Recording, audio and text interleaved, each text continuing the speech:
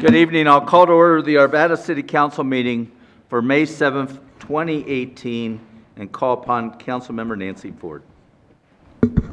Would you join me in a moment of reflection, silent reflection?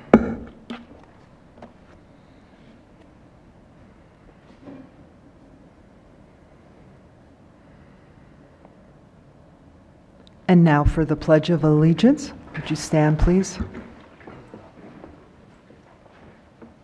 I pledge allegiance to the flag of the United States of America and to the republic for which it stands, one nation, under God, indivisible, with liberty and justice for all.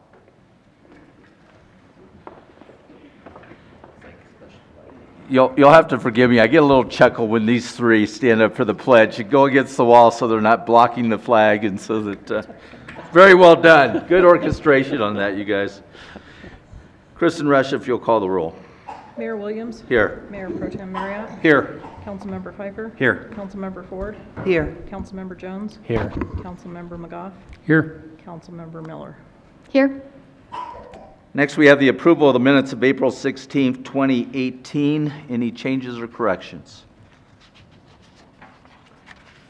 For the record, I was called out of town unexpectedly and missed 2 meetings. I want to thank Mayor Pro Tem John Marriott for running both of those meetings in a very professional fashion, and for all of the council for all your hard work on that as well, and apologize for my absence. Next, we have petitions, recognitions, and communications. First, we have a proclamation for Poppy Month, and we have some poppy princesses, sorry, easy for you to say, who are with us tonight. So let's, I'll turn it over to Dot Miller. Thank you, Your Honor. I'll wait for them to come down. They're adorable. So cute. So, this proclamation designates May as Poppy Month in Arvada. The red Flander poppy was first described as a flower of remembrance by a World War I colonel who wrote in pencil on a page torn from his dispatch book a verse describing how the poppies grew among row on row of graves of soldiers who had died on Flanders battlefields located in western Belgium and northern France. In 1923, unemployed and disabled veterans began to produce artificial poppies. From this beginning, the Flanders Field Poppy Proclamation was born, and since that time, proceeds raised through the promotion of the Flanders Field Poppy have been used exclusively for the benefit of disabled and needy veterans and the widows, widowers, and orphans of deceased veterans. And we've got you up here. I'm going to read this proclamation, and then I'll bring it on down to you, okay? So this proclamation reads, whereas the sacrifices of those who have lost their lives, their health, and their livelihood as a result of their military service are rightly the concern of all citizens. And whereas the annual sale of poppies by the American Legion Auxiliary Unit 161 offers an opportunity for the people of this community to express their gratitude for those unfortunate persons who have paid more than their share of the cost of freedom. And whereas the proceeds of this worthy fundraising campaign are used exclusively for the benefit of the disabled and needy veterans and the widows and orphans of deceased veterans in the desire of honor the dead by helping the living. Now therefore be it proclaimed that by the Mayor and City Council of the City of Arvada, Colorado, the month of May be designated Poppy Month in Arvada. This is dated the 7th of May, 2018, and signed by the Mayor and members of Council. I'll bring it down to you.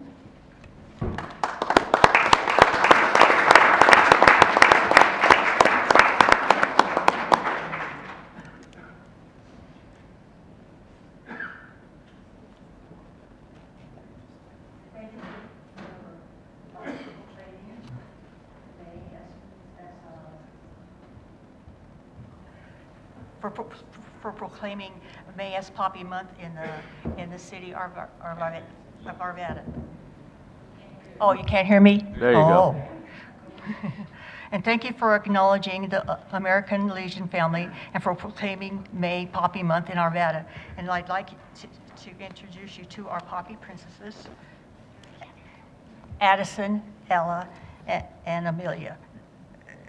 They will present poppies to the mayor and the city council, And I'd like to say thank you for this evening. And she can come on up here and we'll just let her walk on through. This is Ella. Hi, Ella. Oh, she's over there.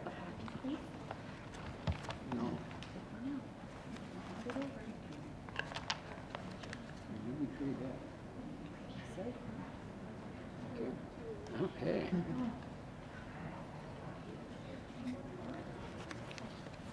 Why does this remind me a little bit of flower girls at, flower children at weddings? This is great.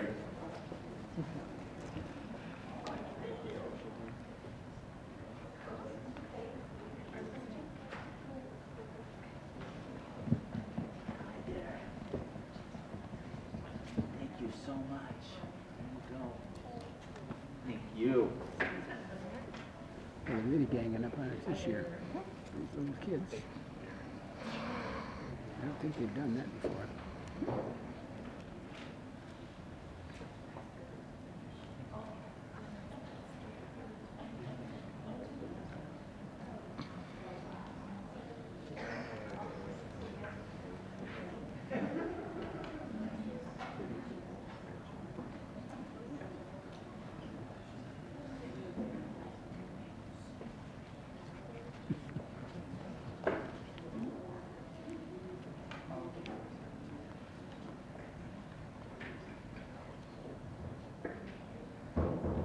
Let's thank our poppy princesses again. And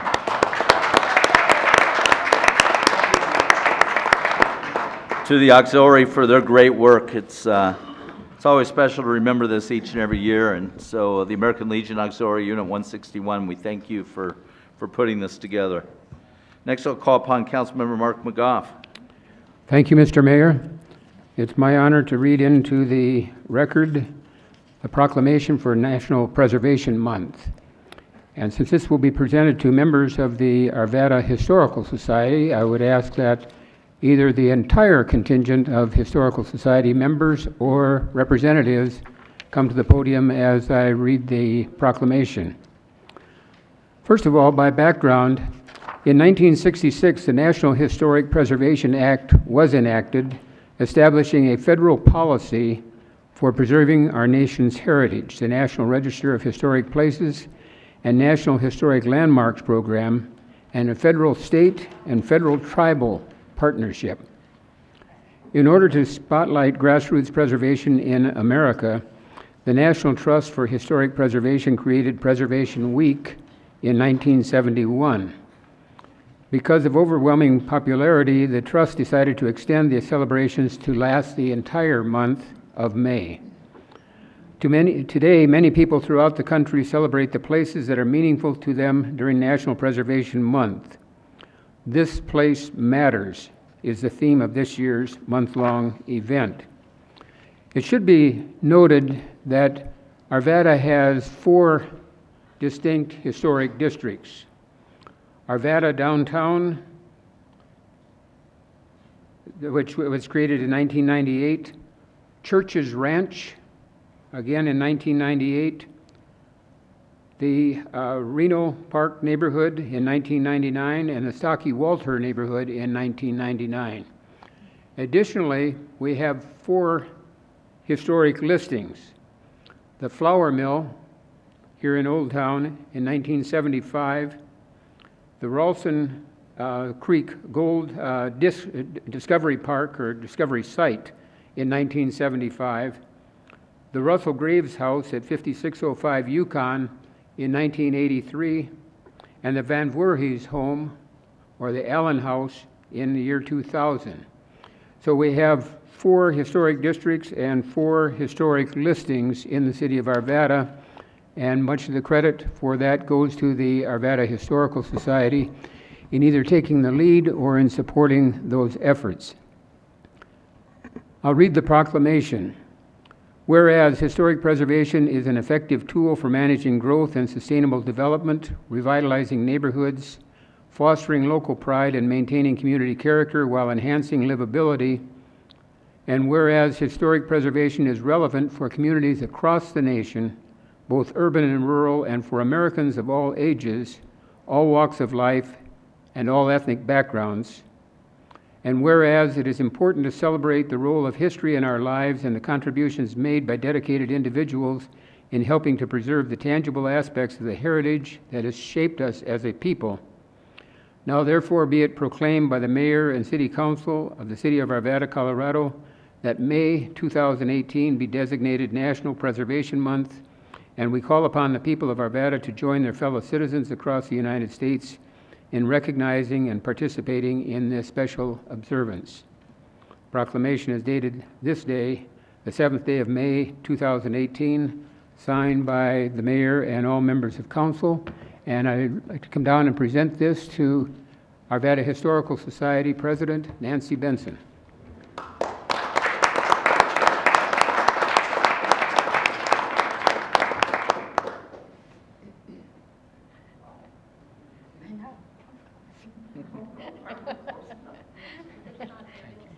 Thank you. Yeah, let's take it. Somebody gonna take our picture? Oh, it is. I'll stand. Oh, Ed's gonna take a picture. Oh, he's getting his out. Okay. How are we doing? Okay. First, I'd like to thank the Arvada City Council for recognizing that historic preservation is important to a city, and especially to David Jones, Councilman Jones, and Councilman McGoff for initiating this. Councilman, one of the things I was going to do was list all our historic districts in Arvada, but Mark already did that. Sorry. But I would like to note that we'd like to thank the city for use of the McElvoy House on Grandview as our home. And the Historical Society and the McElvoy House are open on Tuesday through Saturday from 11 to 3 to the public. And we have an extensive archive room where people can research information about historic places in Arvada or their family, or just come look at a lot of the artifacts that we have available. The flour mill is also owned by the Historical Society, and that is open right now on special events, and you can have tours of it by appointment. And we also have the Historical Museum at the Arvada Center, in which all the artifacts there belong to the Historical Society. So thank you again.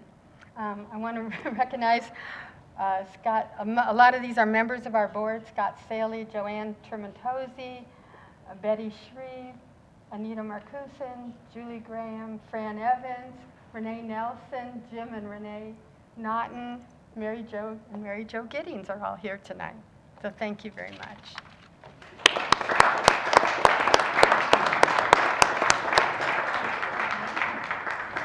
Just one more thing that makes Arvada such a special place. We appreciate the work of the Historical Society and are pleased to do the proclamation for National Preservation Month. Next, I'll call upon Mayor Pro Tem John MARRIOTT. Thank you, Your Honor. I get the honor to present a proclamation for the Colorado Visiting Nurse Association. Is there a representative here? Come on down to the podium. The Colorado Visiting Nurse Association is Colorado's first nonprofit home health care organization. Founded by community volunteers in 1889 to provide comfort to Denver's sick and poor while cheering them with flowers and jams. Nearly 130 years later, Colorado Visiting Nurse Association has evolved into a comprehensive home and community health and wellness care agency that provides an array of supports and services. And I'd like to read this proclamation we're going to present with you tonight. It says, whereas Colorado Visiting Nurse Association, VNA, is Colorado's oldest home healthcare agency, founded in 1889 by community volunteers. And whereas in 1890, Hattie Corey was a young nurse in training at the Denver City and County Hospital, she was hired as the organization's first nurse. And whereas by 1920, Colorado's VNA team of nurses had become experts in treating people with tuberculosis, the organization also established formal partnerships with 4 major hospitals at the time: Colorado General, Denver General, St. Anthony's, and St. Luke's, from which student nurses were recruited. And whereas more than 129 years later, Colorado VNA has grown into a comprehensive health, care agency with dedicated and experienced healthcare professionals offering medical, foot care clinics, wellness programs, home health care, and palliative and hospice care. And whereas Colorado's VNA staff and volunteers have made significant contributions to the overall health and well-being of the community over the last century, and continue their legacy of delivering expert, personal, and pioneering medical care through their mission to provide the most appropriate range of healthcare solutions to allow adults to maximize independence and to heal and age at home. Now, therefore, be it proclaimed by the Mayor and Arvada City Council that May 10th, 2018 is a designated Colorado Visiting Nurse Association Day. We offer our congratulations and recognition to the organization for providing more than a century of health and wellness care to individuals in need. And it's dated 7th day of May 2018 and signed by Mayor Williams and all members of City Council. And I'd like to bring it down to you. Thank you.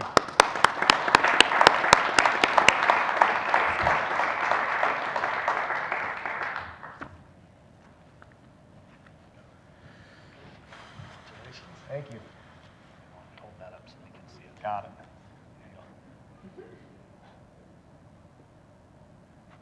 Please stay here. Thank you. I think it's appropriate that we follow the poppies. Our original name was the Denver Flower Mission. We were founded over 128 years ago. The original things that we did is actually not poppies, but we brought columbines down from Breckenridge on the train.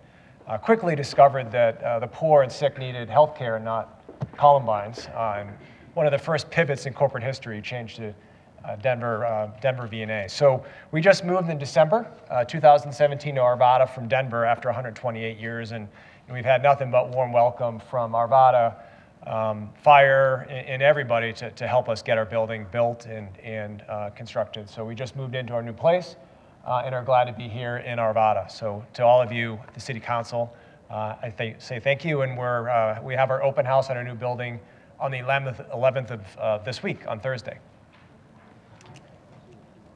Thank you. That's actually the 10th, isn't it? The 10th, yes. Starting at 5 o'clock, That's right. and I'll be there for the ribbon cutting. Looking All forward right, to it. thank you. Congratulations. Welcome to Arvada. Appreciate it.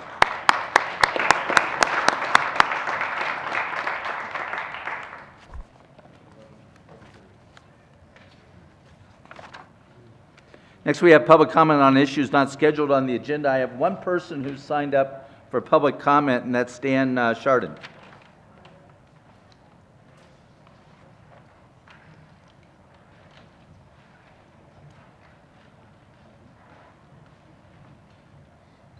Good evening, sir. Good evening. Good evening, Mayor Williams, members of the council. My name is Stan Sharman. I serve as a volunteer on the Arvada Festivals Commission, and I'm here tonight to invite you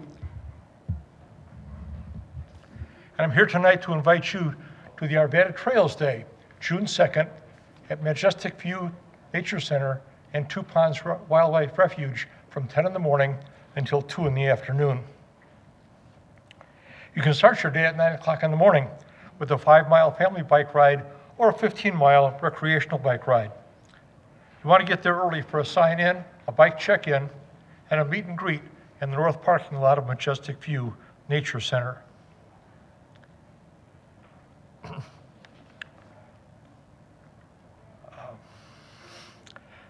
Stop by and see what Arvada's Nature Center has to offer. A district of wildlife and birds and animals that live around us. Relax in the stroll through the trails and visit the many outdoor, nature, and educational booths that will be exhibited at both centers, Two Ponds and Majestic View. 2018 is the year of the bird, and we invite you to bring your binoculars and your eagle eyes to see what feathered friends you can find nearby.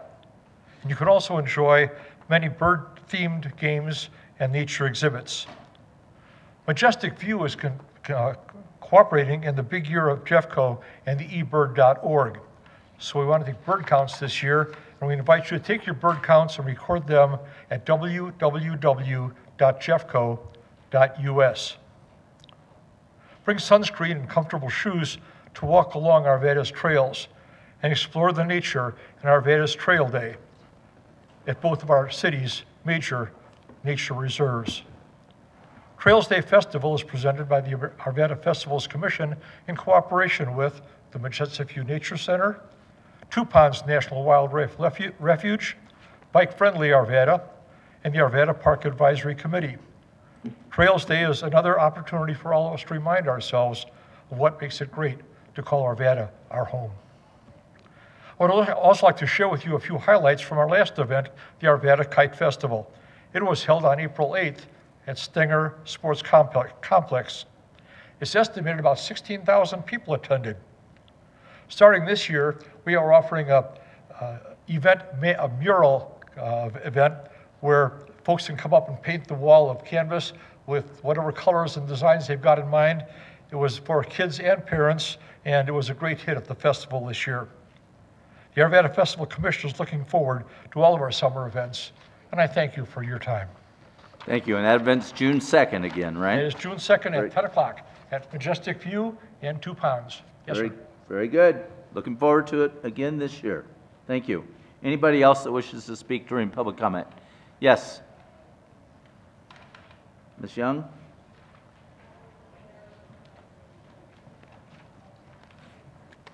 Good evening. I'm Nancy Young. I live at 7706 Robinson Way here in Arvada. And I'm here to give out a great big thank you for the long overdue acknowledgement of National Preservation Month, a celebration of our irreplaceable buildings, landscapes, and communities that reflect our past while serving both our present and future generations. This month is all about raising awareness of the vital role that history plays in our daily lives. And that's not just adaptive reuse of historic structures, though that's important. Our very name, Arvada, was given to us by Benjamin Wadsworth in 1870. Our lives are affected by how our streets are laid out, a result of the original farmers and the homes that are built on them. The Wadsworth Bypass, that was originally the trolley cut in 1900. Leiden children attended Arvada High School. The Harvest Festival is a uniquely Arvada celebration, the second oldest community celebration in the state of Colorado. And there's Lewis Ralston's 1850 gold strike, the first documented gold strike in the state, right here in Arvada. And that was the impetus for the Colorado 1859 gold rush nearly 10 years later. His name, Mr. Ralston's, is memorialized throughout Arvada, even though he never lived here nor participated in this community. Council member David Jones deserves a special thank you for making this recognition happen. While historic assets are associated with Old Town, they can be found in every corner of Arvada. In particular, Northwest Arvada holds treasures that are very little known. Homesteader Frank McQuistion, his home stands at roughly 65th and Indiana. The Ralston Church is just a few blocks north of there. And if you go way further north, you'll find the Denver View Schoolhouse.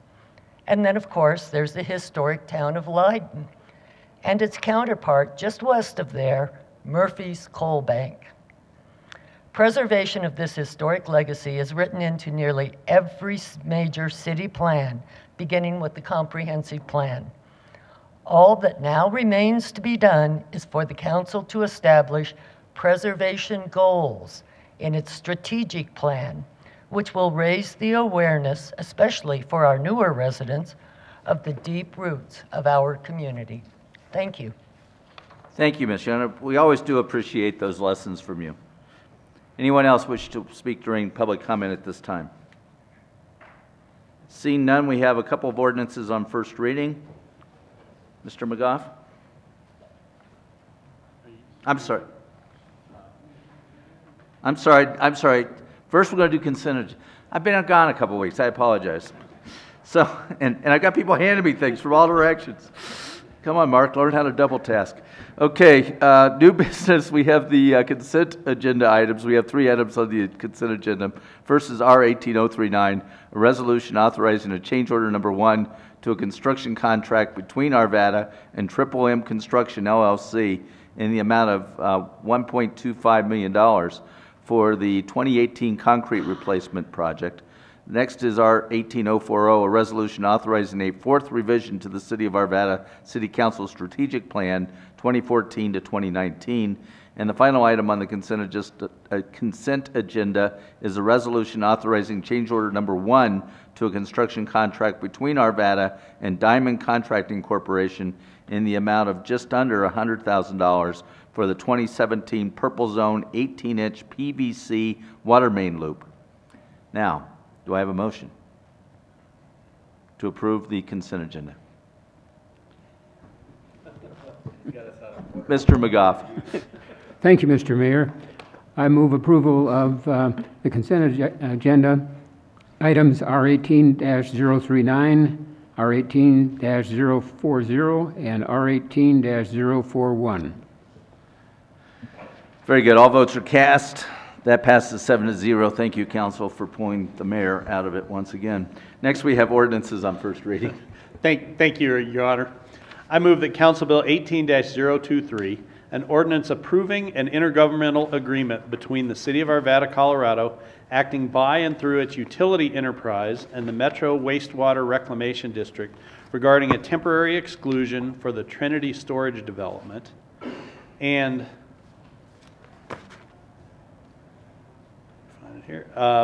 Council Bill 18-024, an ordinance adding Section 62-78, unlawful to remove notice to Chapter 62, offenses of the Arvada City Code, and establishing penalties for violation thereof, both approved on final reading, ordered published in full, and a public hearing set for May 21st, 2018 at 6:30 p.m. And I may have misspoke there. I said both to be approved on first reading, ordered published in full, and a public hearing set for May 21st, 2018 at 6:30 p.m. Okay, all votes are cast. That passes 7-0. Thank you. Next, I would entertain a motion to amend our agenda to take item 10B, motion to call a special meeting, and item O on our agenda under 8O in that order ahead of the rest of the public hearing agenda. Do I have that motion? Mr. Pfeiffer? Can I say so moved? Yes, you can. Thank you, sir. Okay, we have a motion to amend the agenda to take item 10B next, and then item O. Those in favor of the motion respond by voting. That would include me. That passes 7-0. Thank you. Next, Dot Miller, motion. Yes, sir. I move to call a special meeting on Tuesday, May 22nd, 2018, for the sole purpose of an executive session pursuant to CRS 24-6-4024F regarding a personnel matter. Council will meet with a consultant to facilitate a discussion regarding the performance of 3 council appointees in preparation for the June 25th, 2018 appointee evaluations. Motions for a special meeting. All votes are cast. That passes 7-0. Very good. It's 6:37, so I'm going to open the public hearing on Council Bill 18022, an ordinance authorizing an intergovernmental agreement by and between the City of Arvada and the Jefferson County Communications Center Authority, JEFCOM, for a member services agreement. Mr. Devon. Yes, Mr. Mayor, members of the council. You may recall that back in April of 2016, about 2 years ago, you had approved an original intergovernmental agreement that formed JEFCON. That was called the Creation Agreement, which was between 8 Jefferson County law enforcement and fire protection agencies. At that point, the agreement was somewhat of a broad brush that essentially covered the established JEFCON as a separate entity, having its own mission, governing board, and employees. Or actually leading up to that, the creation agreement outlined the rights and responsibilities of all the parties and understood that around the time that JEFCON went online, each member would have to enter into a secondary member services agreement that sets forth JEFCON's specific responsibilities towards that member. That has now occurred. As I think the council is aware, The Arvada Police Department has cut over to GEFCOM, and so have all the other agencies.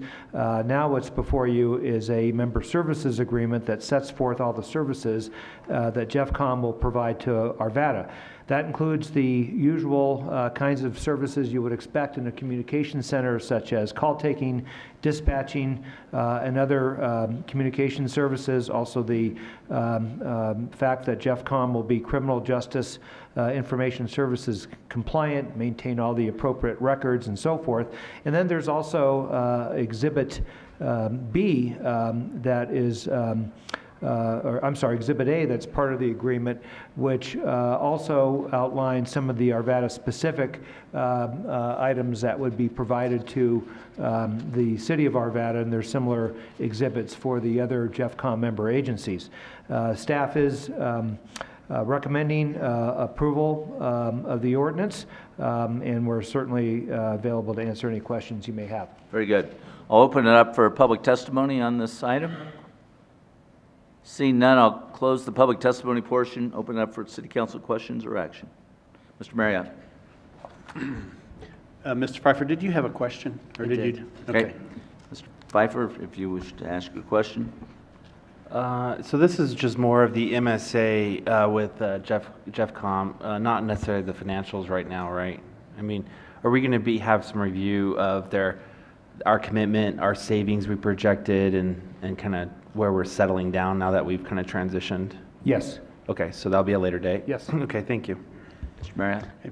Thank you, Your Honor. I move that Council Bill 18-022, an ordinance authorizing an intergovernmental agreement by and between the City of Arvada and the Jefferson County Communications Center Authority, GEFCOM, for a member services agreement be approved on final reading, numbered 4640, and ordered published by title only. Motions for approval. All votes are cast. That passes 7-0. Thank you. Next, I'm going to open the public hearing on Council Bill 18013, an ordinance rezoning certain land within the City of Arvada, Old Town Commons Townhomes, from City of Arvada RM Residential Multifamily to PUDR Planned Unit Development Residential, 18.6 dwelling units per acre, and amending the official zoning maps of the City of Arvada, Colorado, 5417 and 5421 Allison Streets. At the same time, we'll consider Old Town Commons Townhomes Preliminary Development Plan for 5417 and 5421 Allison Street, and also Council Bill 18-016, an ordinance. Nope, sorry, just those first two. Mr. Devon. Yes, Mr. Mayor, members of the council, Director of Community Development, Rita McConnell, will introduce this item. Thank you, Mayor and council members. This proposal is for 8 townhome units on .43 acres with modifications to the lot coverage and the bulk plan requirement. Staff finds the proposal in conformance with the comprehensive plan and the land development code.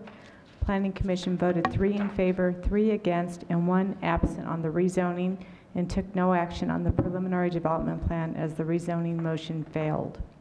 I received the affidavit of mailing and posting log for the hearing scheduled for April 16th, and that hearing was continued to a date certain of this evening. Jake Nichols, senior planner, as well as other staff are available to answer staff questions. The applicant, Andy Ulrey, will present. Okay, the affidavit of mailing and the posting log will be made a part of the record. Anyone who wishes to testify, and we have several who do, if you'll raise your right hand, both from the public in terms of testimony and from the applicant. Do you swear or affirm the testimony you're about to give in this proceeding will be the truth, the whole truth, and nothing but the truth? Very good. The applicant may proceed.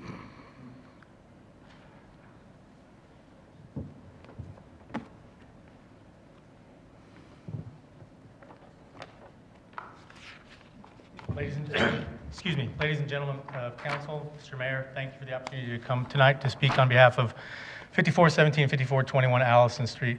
My name is Andy Ulrey. I live at 600 South Harrison Street, Denver, Colorado. I'm going to actually turn over the initial part of the presentation. I'm the architect for the project, to Matt Corin, who is with the ownership group, to do a brief summary, and then I'm going to present on the technical issues and design of the project. Good evening, ladies and gentlemen, City Council, Mr. Mayor. My name is Matt Corin. I live at 5390 East Nichols Drive in Centennial, Colorado. As Andy said, I just wanted to, and I represent the ownership group. As Andy mentioned, I just kind of want to provide a quick recap and summary of how we got here. Andy will definitely get into the details. We're coming up on our 2-year anniversary, I think, on this project. It's been 2 years of revisions and resubmittals and neighbor meetings, Planning Commission, City Council. We may look familiar. And kind of asked ourselves, why are we still going at this 2 years later? It really boils down to that we believe in the project. We believe it's the best use of that property.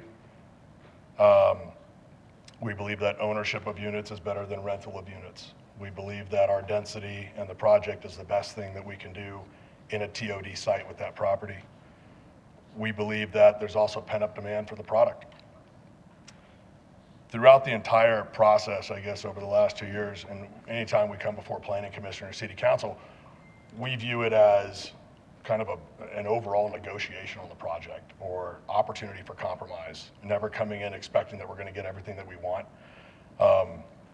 And typically, Planning Commission or City Council gets some of what they want, and we get some of what we want, and we go on with the project. We're also fully aware that we may not reach an agreement, and we may not get your approval tonight. And that's okay, and we understand that. We have another option for the property that we're happy to pursue. And we do believe that our product, as Andy will describe, is the best use for the property.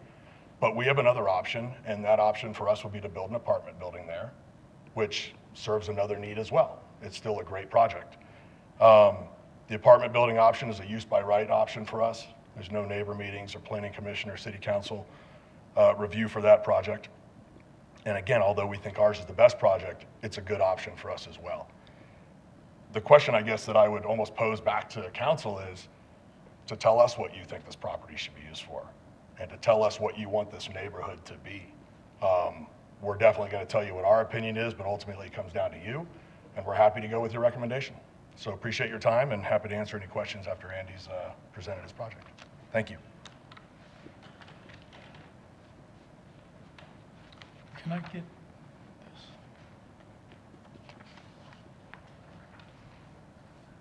There's a way to blow that up at all or not, but.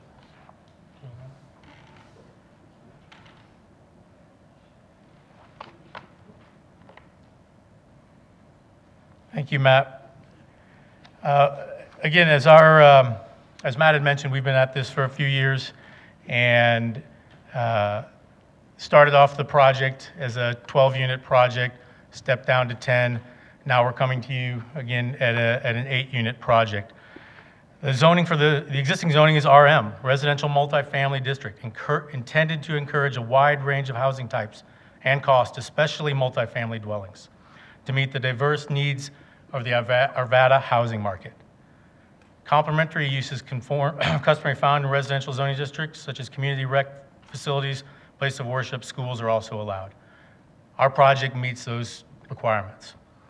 When reading through the comprehensive plan for the city of Arvada, in the review of the future land use plan, this area is listed as a high-density residential and is within the TOD influence area.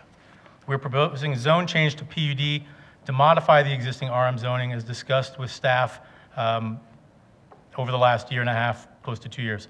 The fact that our project lies within a multifamily district and this site has been designated as high density by the city of Arvada's future land use plan, we again feel this is a very appropriate use for this property. Several goals are outlined within the comprehensive plan. Encourage development of transit supportive, higher density, mixed use pedestrian oriented areas. Targeted redevelopment areas for the plan to promote redevelopment in those areas, including Old Town Station. When we were denied the last time, we went back, reviewed the comments, watched it on YouTube. I again today watched the hearing on YouTube to make sure that I had understood what the direction from council was. And it was fairly clear that we had too many units. Several members of council made that clear in their deliberation when they were debating it amongst themselves, giving their presentation and closing arguments, I like the project, I like this, there were certain things that were good, bad, but too many units was what we heard. And we responded to that. We decreased our unit count from 10 to 8. What that also did was, the last time we were here, we were looking at 6 different variance requests. Those requests were, excuse me, the proposed requests were number of units. Number of units is not a variance request. Lot coverage, front setback, number of parking spaces, relief to the bulk plane, lot coverage, open space, and landscape buffer along the north. We're now here asking for relief on only 2 of those. We've substantially reduced the need with a PUD process. The advantage from going from 10 to 8 units, we now meet the parking requirement of 2.5 per unit. Also going from 10 to 8 units, it allowed us to stay within the front setback. We no longer need a encroachment to that 25-foot front setback. So again, several other concerns on council, we were just too far forward from the neighboring properties. That no longer is an issue. Excuse me. 8-foot landscape buffer to the north. We've added that back into the project at a request from neighbor to the north, as well as one less variance. Excuse me. The lot coverage, at the time of the last presentation with 10 units, we were at 42%. The standard is 30%. We are now down to 34%. Open space requirement is 20%. We exceed this at an amount of 32%. We feel in discussions with staff, when you're asking for something, you got to give a little something back. And because we are asking for a little bit of increase to lot coverage, substantially less than we were before, that increase of 12% of open space is a net benefit to the project as a whole. And then the last variance that we're still looking at is bulk plane relief on the north. The bulk plane is a unique standard as it affects typical bulk planes usually are of this nature are when one zone district butts up against another zone district. Both the property to the north, all sides of us are RM. We have 3-story to the east, 3-story to the south, 2-story to the west, and a single-story residence to the north, all within the RM zoning. But when you're adjacent to a single-family residence, that changes the allowable use on our property. And so zoning typically is not that way. What somebody does on their property doesn't change the rules for somebody on another property. That's a little bit of an anomaly from our experience.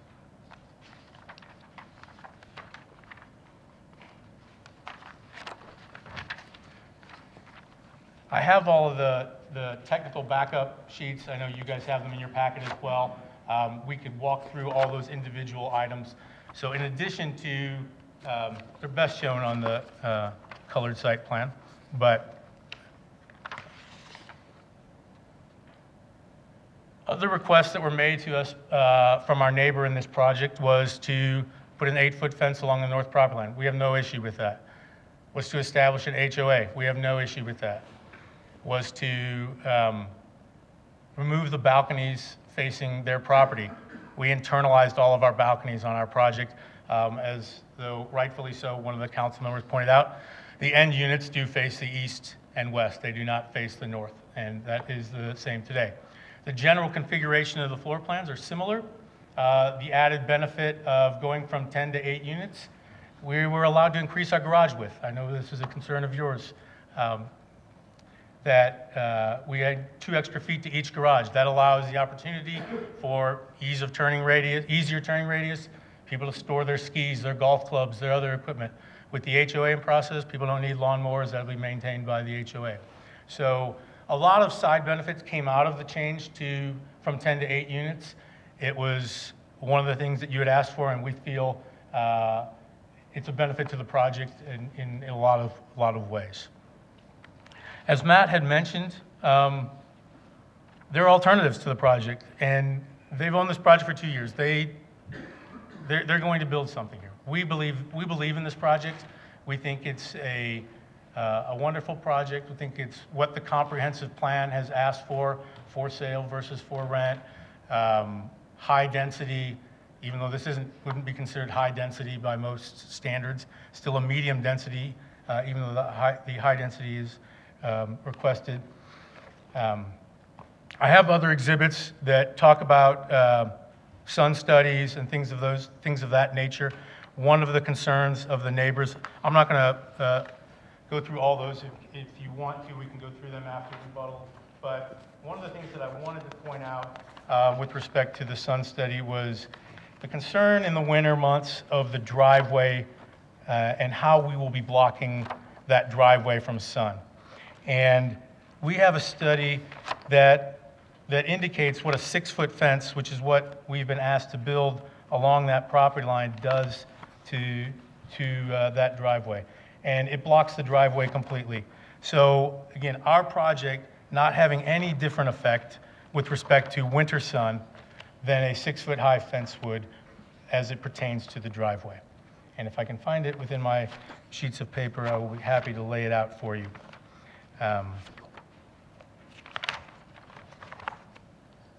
And then lastly is, one of the things that came up at Planning Commission was, what could you do within the bulk plane? And we've looked at different options. I've been asked by my clients to look at what can we do? What fits within the bulk plane? You can see how the diagonal line that runs here is the 45-degree bulk plane starting at 0, going up over our property. So it forces into a terrace-style development. Oh. Thanks, Mr. Devon. Yep. I always told I was loud enough, but I guess not. So what the result of this project would be is more of a terraced type development that fits within the bulk plane as it is.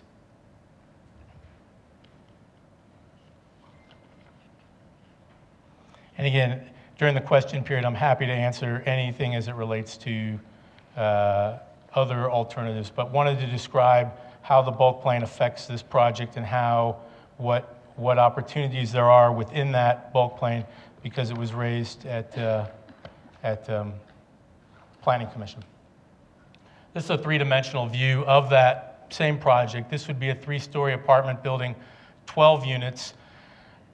Actually, the unit count, I know it was discussed that unit count, there's just too many units, but the land use code defines the units by a number of, but based on square footage. So when you have you can have up to 1450 square feet per unit, and we're 18,000 change. That roughly is 12.7 units, which is what would be allowed by a land use, providing we could solve all the other problems of parking, height, things of that nature. This building shows actually more of a 10-unit, which fits within, and we know that we can park that as well. Having said all of those things, I'm going to turn it over to Matt if you guys have anything else. If not, I'll end my presentation.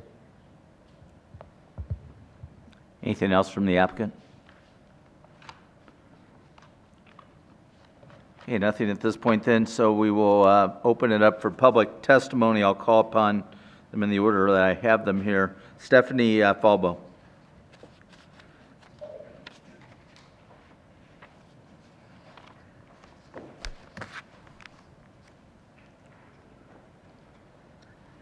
Good evening. Bear with me. This is my first time ever speaking up here. No problem. We don't bite. So I'm a little nervous. No problem. I was here at the last meeting, and I just felt compelled to talk. I didn't think I was going to want to talk even at the last meeting, and then it was postponed. So, like I said, here I am, and I'm a little nervous because I've never done this, and I was fired up more at last meeting than I was at this meeting, so I was going off of that vibe. In response to his, what else could be put there, I just believe single-family homes, ranch-style duplexes, a park. I just feel like we're losing sight of our old town feel of Arvada.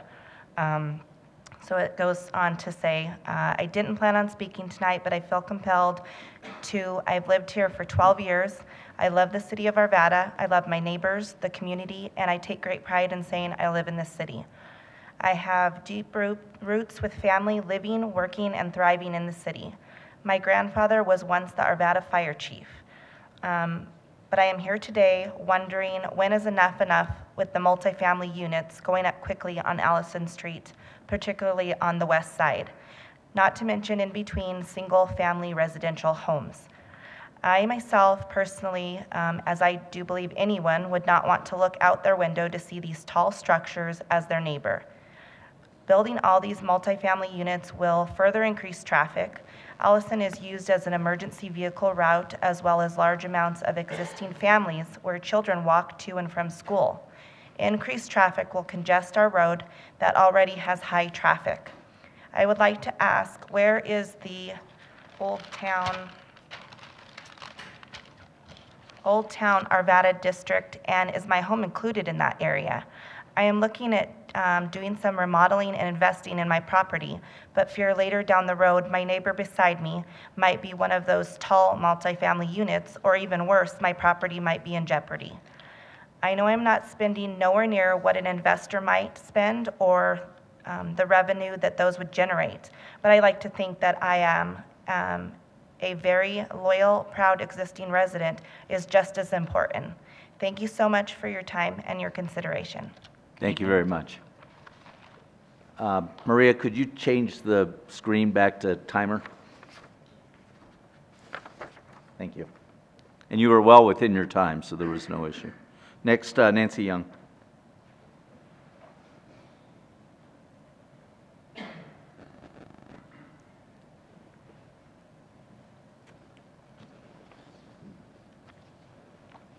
I'm really neither for nor against this project, but my heart goes out to the developer. I've been at every single meeting where he's made a presentation. There's really one major reason for the rezoning request, and that is that the staff requires the access point be aligned with what operates as an alley and is known as West 54th Place. This requirement, in essence, forces one building further north, thereby activating the bulk plane requirement. If this particular alignment were not required, the developer would have more land, more buildable land, and could well put a driveway on that end of the project coming all the way around. By doing so, the structure could easily comply with the bulk plane rule. And then the 8 units proposed would need only a minor exemption within the existing zoning. So basically, the change in zoning is not necessary. We do not know why the staff requires that the driveway access be aligned with West 54th Place. First of all, we know for sure that 54th Place will not be put through to Balsam in the next 50 years. There are 2 fairly new homes standing in the way. Now, if the requirement is for safety by creating sort of an intersection, then a slight offset of a few feet really will not make a meaningful difference in the way that would operate. People exiting from that project or from 54th Place would still have a full view of traffic in all directions.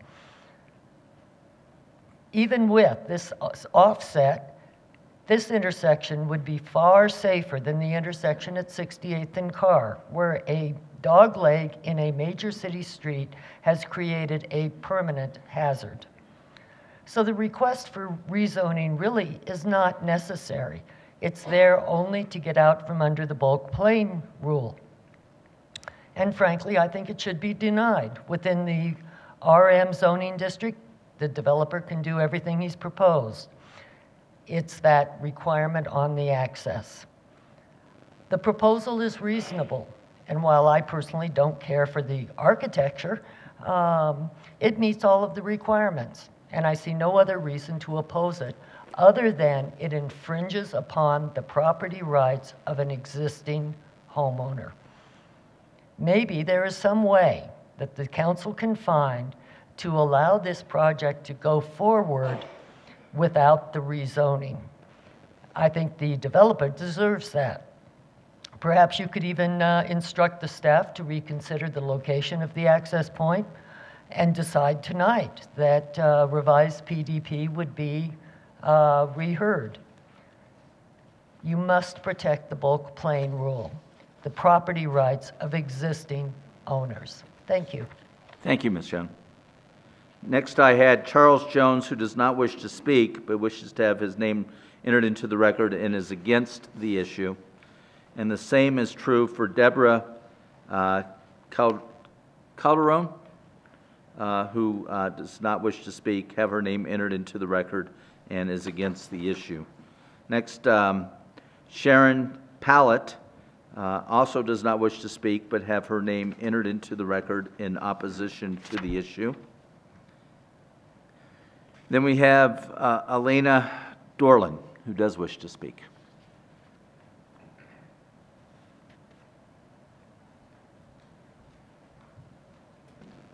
Hello, I am the neighbor directly to the north of this proposed plan.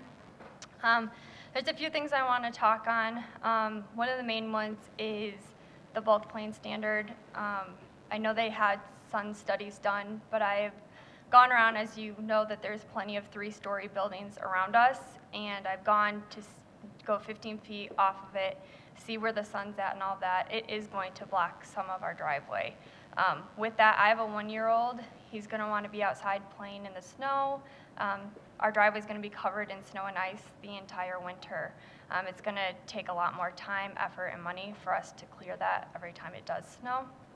As well as the sunshine. It's one of the reasons I moved to Colorado. I love it, and we have a nice backyard, and I'd love to be able to use that and be in the sun where I want to be and not have to be in the corner of my yard to get it. Another thing I want to touch on that actually has become a huge issue lately has been our street. People fly up and down that road constantly. I don't know if it's something you guys can do or not, but we should have a cop sitting there 24/7, it feels like, because they get their quota in a day. Now, we don't have quotas, honest. But there was an accident this Friday. Really, when you're turning out of, it would be on the east side. When you're turning out anywhere along Allison on the east side, you can't see a single thing. There's the parking that's right there, so you have to inch your nose out. And Friday, an accident happened right in front of my house. Last week, an accident happened on 54th, not place, but the next one over. And it's just becoming a huge issue, especially with people speeding down that road. Like the lady said, there's lots of kids that are along that road as well. It's becoming dangerous, and I can only imagine adding these 8 units. Let's say 2 people live there, even though I'm sure more who will be driving as well. That's 16. I believe there's 20 units right down the street that are going in. It's another 40. And then at the very end of Allison, I have no idea how many they're putting in, but it's going to be, I think, more than 20. Our road is just not made for all of these cars and all of these people. I know that it's supposed to be high density. It is high density. There's plenty of townhomes there already. And I just don't feel like there needs, not necessarily that there doesn't need to be townhomes there, but I feel like there's a different way that they can go about it. I don't feel there needs to be 8 units. If they had 6 units, it would still be considered high density. They don't need to go on the top end of the high density or even be in the middle with an existing single family home. That house has been there since '52. We've been there for 5+ years. I just don't feel like somebody should be able to come in and take everything that we've had for the past 5 years. And I think that's about it. Thank you. Thank you for your testimony. Next, Elena Dorland. No, I'm sorry, that was Elena. Debbie Bosch.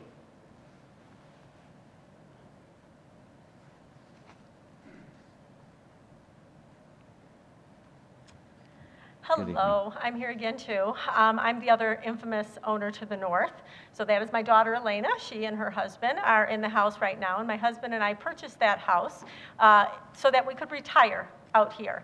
And One of the reasons we bought it was for the lovely backyard and all of the sunshine. And to see that that is going to go away over nothing, that I can do about it, nothing that I caused, is pretty frustrating to us. That 35-foot building, 15 feet off our lot line, will take most of our sun throughout the year. Like Elena said, you'd have to be on the far side back in the corner, if you want to get the sun. So I just feel like Arvada, the city, did a very good job creating zoning already. And the developers, when they purchased the place, I would assume part of their responsibility is to find out what those zoning requirements are on a piece of property they're going to purchase, and then know that they can build within those parameters. Apparently that is not necessarily what happened. I know there are some constraints, and I did think, Nancy, I think it was, had a very good idea. I'm not sure why we have to line that road up with the driveway. No other driveway along Allison is lined up with a road. Why does that one need to be?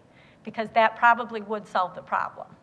And I would like to see something built there too. I know those guys are getting tired of coming up here in front of you. I know I get nervous every time I have to do it, and I'm sure you're tired of hearing about it as well. We do need to get something there. What is there currently doesn't look very pretty. And I'm not saying that negatively against them. I realize they're waiting, to get something done. However, I think that we have to set the proper precedences. We need to follow our zoning laws. They were put in place for a reason. They were put in place to protect the people that already exist and live in Arvada. We cannot allow developers to come in and then just change our plans. They can build within the parameters, and I am confident that they will. And so I'm asking that you will, that bulk plane standard, I think, should stay in place. Also, I was very glad to hear that the HOA, that they are planning on doing that, although I have not seen that in writing. So I would like to see that as part of the plan that's going to be okayed, so that we know for sure all of the snow removal, the garbage, the fence maintenance, the green space, everything's going to be taken care of. That's it. Thank you very much. Anyone else wish to testify? Yes, if you'll come on down.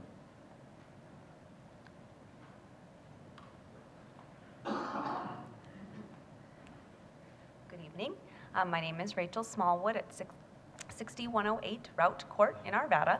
And I actually just have a question that I'm hoping if I ask it out loud, it'll just happen to get answered when he comes back up.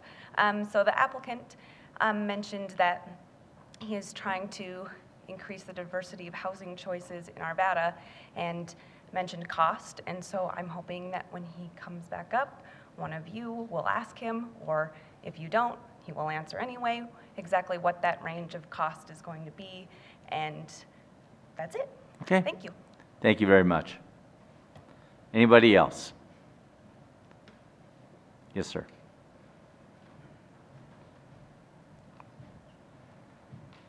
My name is Corey. What's that? Oh, no, yeah. I'm sorry.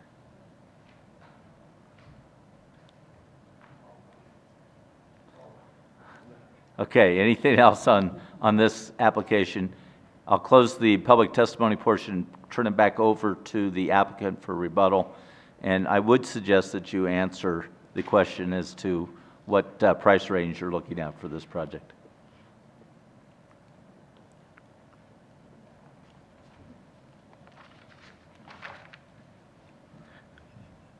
I'll end up deferring the price as being the architect. I don't know what's fine. So I'll defer that.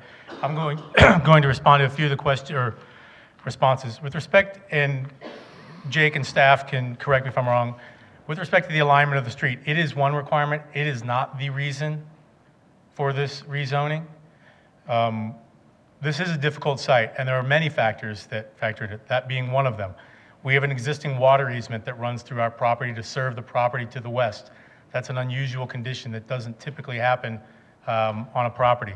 We have a sewer easement that takes care of all the stormwater runoff, or a portion of it, I wouldn't say all, but a portion of that to our neighbors to the west.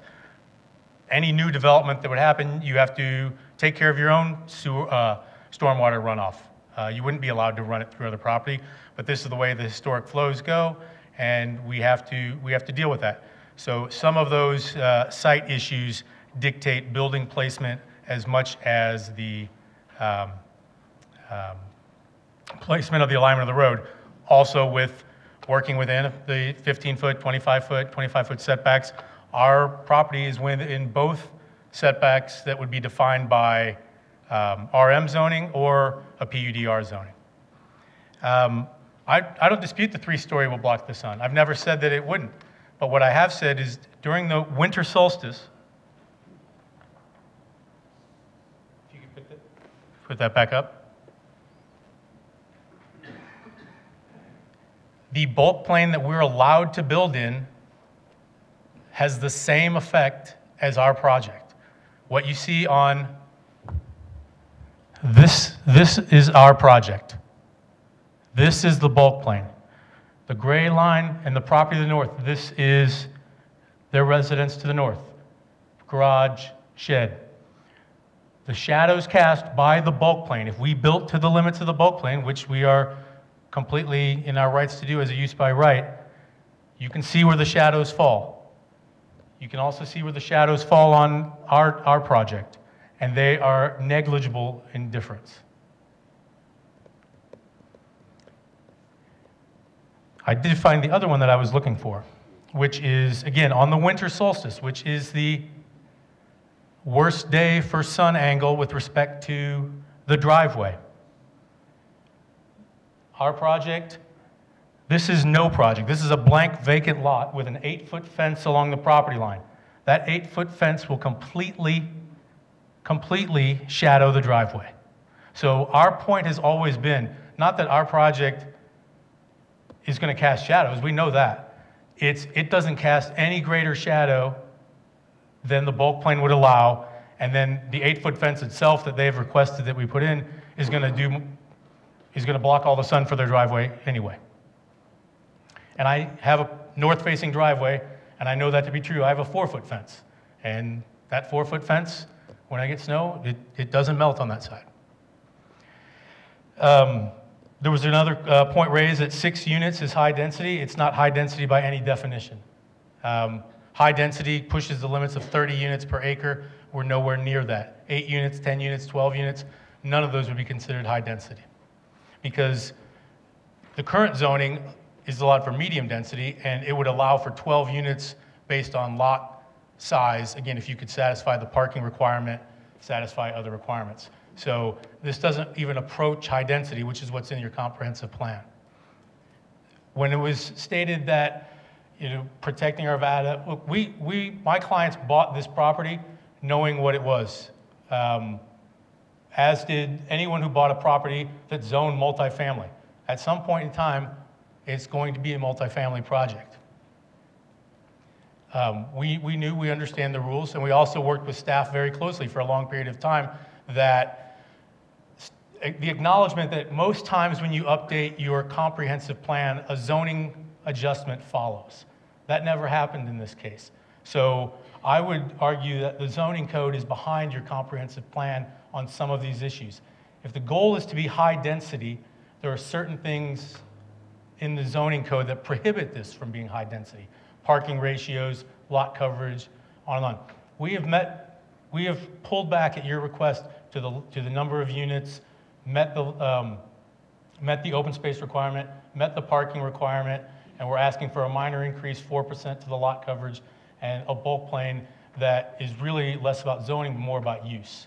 Because I can build a 3-story, single-family residence 5 feet off of the property line, which is far worse than what the bulk plane is. But because the designation is, as soon as I put 2 different homes here, or 2 different units, whether it be 2, 3, 4, 6, 8, 20, then that changes. But I can build a house with 40% lot coverage. I can build a house that is 35 feet tall, 3 stories, 5 feet, or not 5, 7.5 feet off the property line. So it's where we continue to argue the bulk plane issue is because it just doesn't seem that when they say it's protecting the rights of single family, it's really damaging the rights of multifamily, which is what this district is. I don't have any other comments. Fair enough. And Matt, did you have anything you want to say? Yeah. Price. And I'm not going to talk about the Bulk Plain. No, that's fine, you got it. The question obviously has come up on price. I don't have an answer for you.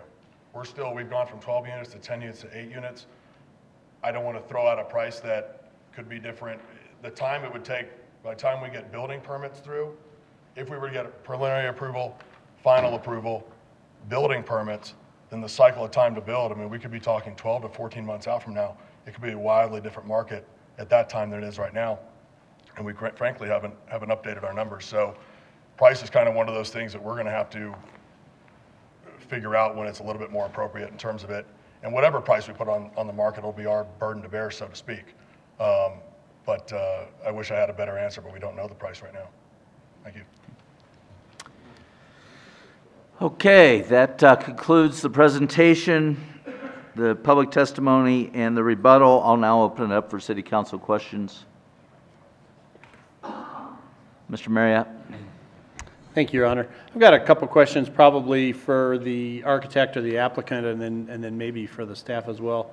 I wanted you to give me just a little bit more detail about the existing water and stormwater easements that are an impediment to the development of this property, along with setbacks and bulk plain, of course. But would you tell me just a little bit more about that? Do you want me, staff, or I can also bring up my civil engineer, so if it gets a little too technical for me, I will answer it as best an architect can. However you want to do it, it's fine with me. Well, I will start, and if you don't get a sufficient answer, I can bring up Mick, who's our civil engineer, who is here this evening. Fair enough. Or if I make a mistake in speaking, he'll come up here and correct me with one or the other.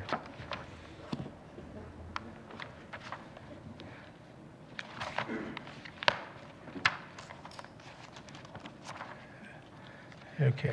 In your packet, it's probably page 4 of 11 is the utility plan. That may help you. So, and this was asked, I think, last time about the water easement. Not really sure why it runs this way. Maybe 50 years ago, this was a planned continuation of a street.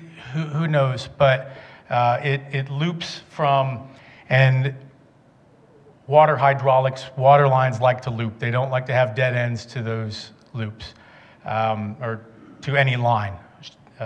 Stagnant water, again, they could give you better reasons for that. So down the center of our property, we have, it's 25-foot water easement running through the center of the property. So that obviously dictates a lot where really this road goes, is where that, we could move it, we could move that, I think, one side or the other, but in conjunction working with staff, their traffic engineering, water department, that made sense as to where it should go, right down the center, maintain. It has to be, you can't put a water easement under a building. That's not allowed. Has to be under a paved surface. And excuse me, just one quick second. That's a water line that loops to the west, that exits this property as well. That's not one that just services this property. No, it serves the townhome, the Weeping Willows townhomes to the west. Okay. So it's there now. Are we upsizing it, or are we keeping it the same? I can't remember. Either way, we're reconstructing it because we need to through the development. Yeah. And we will then tap off of that as well. That was my next question. Yes. Is this where you're sourcing water from as yes. well? Yes. Okay. And then on the south side of the property, stormwater runs off. It's been an existing problem, I think, for a while. Jake or somebody might be able to speak to that from staff. It's an open ditch. It doesn't get cleaned out very regularly. Partly maybe because the street edge is different. Who knows exactly why. We were asked to reconfigure that and make that a functioning drainage system. And so you're making it a functioning drainage system includes kind of moving it to the north and running it down the center of the driveway as well? Well, it's a little bit of both, and this is where I think I'm getting in over my head. And okay. I'll let Mick, you want to? I think it's both. I mean, in both Okay. spots. And sir, were you previously sworn in? Did you? I was not. Okay. You swear affirm the testimony you're going to give in these proceedings will be the truth, the whole truth, and nothing but the truth. I do. Very good. Mick Conkey, I'm the project engineer for this, so I've worked out the civil side of things in coordination with city staff. There were a couple issues on the south side we're able to improve. This is an older neighborhood, so some refurbishment and replacement of infrastructure, city infrastructure is not unusual. We're going to take the opportunity to replace the sanitary line that runs underneath that ditch. And then while we're at it, we're going to improve the surface grade and the finished materials to convey the storm water more effectively. So that will improve both the sanitary and the storm situation. And is that sanitary line runs down the south side of the property? Is that what you're talking about? Yeah, there's a sanitary easement and sanitary main that runs through there. That's old vitrified clay pipe, and we're going to update that to current materials. Fix that. And is that also what you're going to tap into for the sanitary drains of this project? Actually, no. The sanitaries will come out the ends of the units. They'll serve multiple units, and then they'll connect into Allison Street. Okay. So that's just a sanitary line that serves someone else. My question was about the storm drainage. It looks like the storm drainage is coming from the southwest corner of this property, getting moved to the center driveway, and then run down the center driveway. Is that the plan? Yeah, we'll capture as much as we can and direct it down the center. There will be an overflow condition along the south margin, and that was the best we could do. Right. Okay. Okay, thank you. Thanks for clarifying those pieces. I believe that's all the questions I have at the moment. Mr. Pfeiffer? Well, can I build on that? So don't sit down just yet. So I want clarity on that. So that storm drainage, what are you doing on the south side of the property? You're not doing anything? There's a ditch there now, right? And that's just, can I elaborate more? The south margin is the overflow path. Okay, it's the overflow. So there's always going to be some nuisance drainage in there, and by putting concrete surfacing through there, we're able to convey it all the way over to Allison and get it out through a small pipe and into the public system. So and then additionally, it will work as an overflow. For that corner? Those flows, for the flows that are coming in from the west, underneath the fence from the adjacent property, we're going to turn those and take them into a pipe as best we can, but we're limited by, we're just physically limited there. So some of it will overflow and go along the south margin in heavy events. Well, what caught my eye was I didn't think water should flow into a transformer. So I was just trying to make sure I understood. It's elevated. It's elevated. So I was just trying to understand how electricity and water work together in that area. Not well at all. Because if you look at your concrete path or your channel, you're just pointing straight into your transformer. So you're saying it's elevated? That's not really going to show you the pipe system underneath. Right. That's actually entering into like what would be like. Okay, so there's some overflow, so we can avoid that transformer and not need the services of our fire district. And I'm assuming flow it over. I will state on the transformer, that's a location that we've determined. Excel always tells you ultimately where that's going to go. Tell them water and flows if they there. don't like it, we put it on the south side again, just limiting items in when we were having discussions with the neighbors of not having trash. It made more sense for us to put it on the south. They may tell us we want that on the north. The electrical runs down the street, so it's so they could end up moving that. They can move that. Okay. They can move that to the north. Okay, good. Encourage them. I know it's hard to work with Excel, but encourage them. So going along the lines of the water main down the center, you mentioned that there's a 25-foot easement, and but that's only a 24-foot alley. So we're missing a foot. It's a 24-foot easement. Oh, okay. He said 25 in his testimony. It's 24. Oh, it is 24. Yeah, that's why I should have got him up here before I started speaking technically about it. He's going to get himself in trouble. And then, so these are just random questions, and I'll come back to staff here in a minute. I will have a question for staff. But do you know what the bulk plane is, what the degrees are, how you propose? I mean, obviously not 45. Is it like 50, 60? No, the bulk plane is 45. It is 45 from the north side? For the north, it only exists on the north. Okay, When you have the south side, I know it doesn't. South side, It's too there's no bulk close. plane. Right. So it goes from 0 on a 45-degree angle. And you meet that 45 degree? No, we do not. That's what I'm asking you, is what is the percentage then? Oh, what is the percentage of encroachment? What is the degree? It's not 45, what is it? No We've idea? never changed the degree of bulk plane. We would look at it more as how much we're projecting into the bulk plane. Okay. So you don't know how much you really kind of... I could figure it out. Oh, you can? I could get pretty close. I thought you referred to the engineer for something. No, that's flat work. While he's looking at that, can I come back over to staff real quick and ask a question of our legal staff? Tee up Chris, so he's listening. Just clarity real quick around the hearing before 1 year. I know that was mentioned in the planning report, but I didn't see an answer. I just saw the 4 kind of reasons. So I was just curious on this one, what was less than 1 year? Because last time we heard this was in July of 17. So just curious, or somebody can that one. answer. We consulted with Reed Betzing, and there are 4 opportunities to do so, and the opportunity that this came back on was under the substantial change. Well, this was considered substantial. Okay. Yes. Okay. Thank you. And then was there another public hearing then? Or public meeting? No, there was no neighborhood meeting. It did go to Planning Commission, though. And so just point of clarity, we don't do, when there's a substantial change, we wouldn't require a public meeting? The Land Development Code does allow a waiver of the neighborhood meeting in this particular case due to the proximity and time to the application and the opposition to it. There was consideration of the one neighbor, but there was no change to that side in terms of the bulk plane, so we did waive that meeting. Okay. All right, come back to you. We're back from our break. I would say if I estimated it'd be an additional 10 to 12, so Okay. 55, 57. Okay, thank you. Neighborhood. And to clarify that, when we say 35 feet, that's 35 feet at the highest point. And the highest point is, I'm assuming, measured at probably right between the window and the roof line? But when you can see there on the side, we have lowered roofs, stepped roofs, higher roofs. That's other things that we changed a little bit in the architecture as well. So, and you see that it shows up probably better on the shadow study as to some points are higher, some points are lower.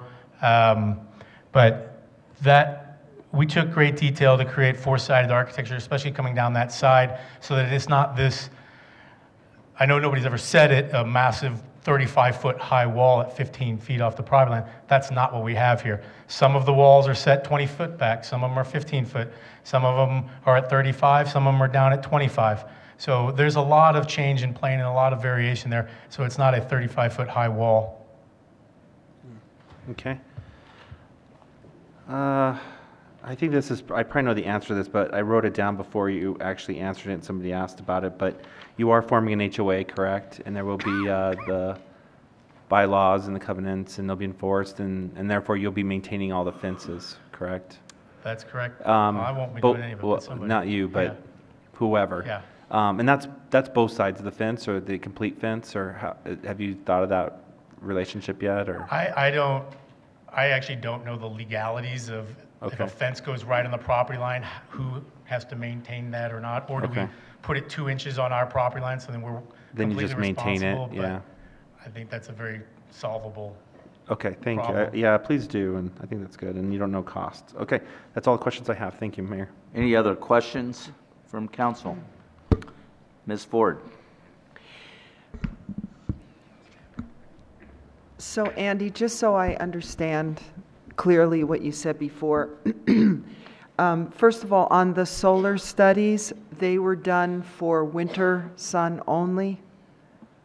I have 4 different studies done, one Memorial Day, one at the end of summer, one at the winter solstice, and last time I did one on the day of the hearing, so it's July 17th, it's not the actual day. So I have 4 different ones that I'd be happy to present to you. You can just tell me, is there any major difference between the winter and the summer? Yes, there is. There's a very major difference. The sun in the summer, the sun is much higher. The shadow cast in by our property. I'll dig them up because it is significant. I think it is worth looking at.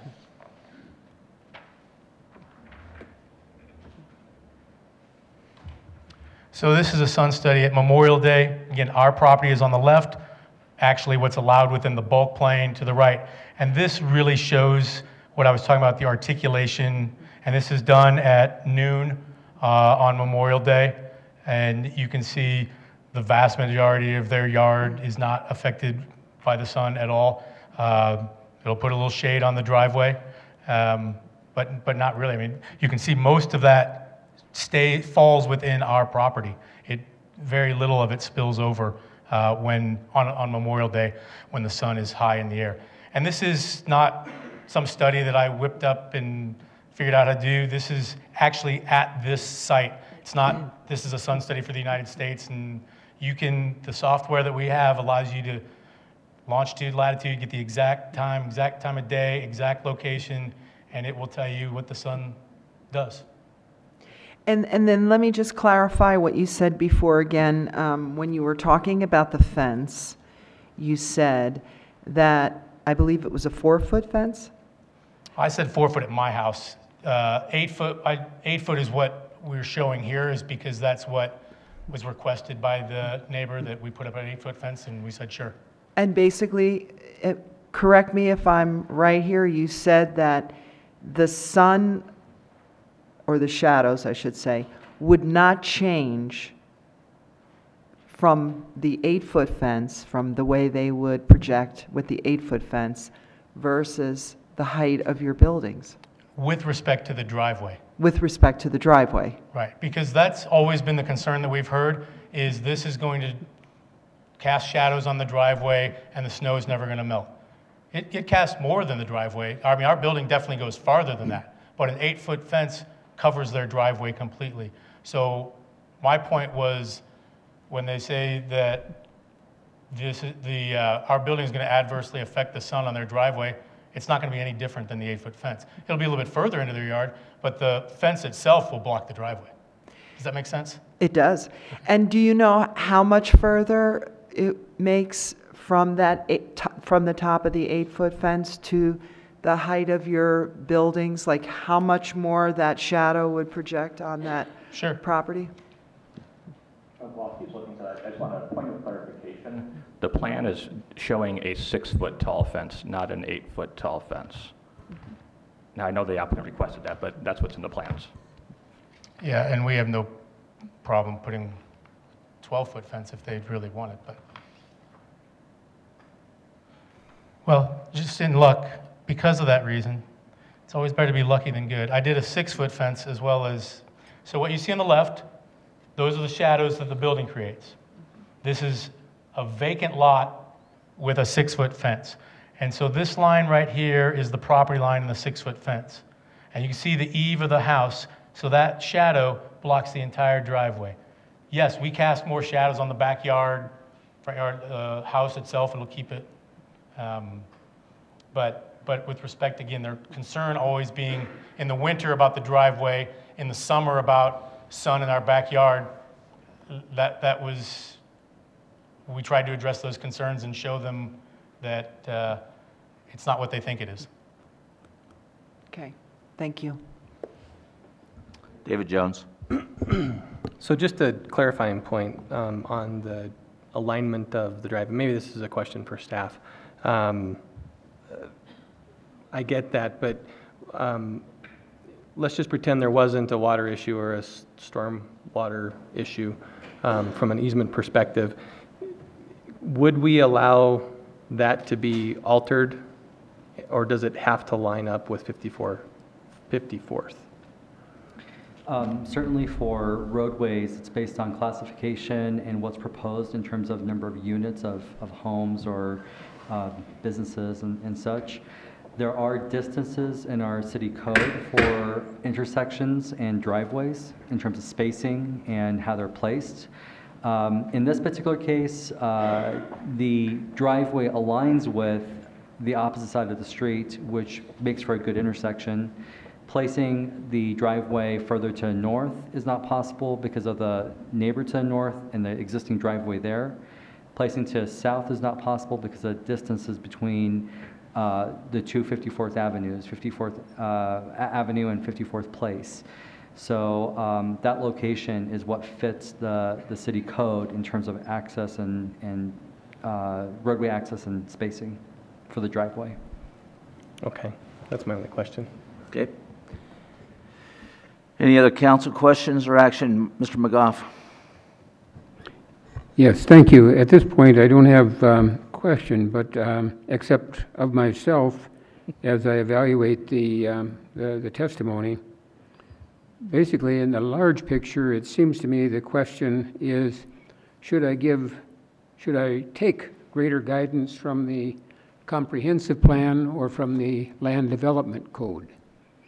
The comprehensive plan indicates that this is residential medium and would allow for this density and would not give conflict to the bulk plain.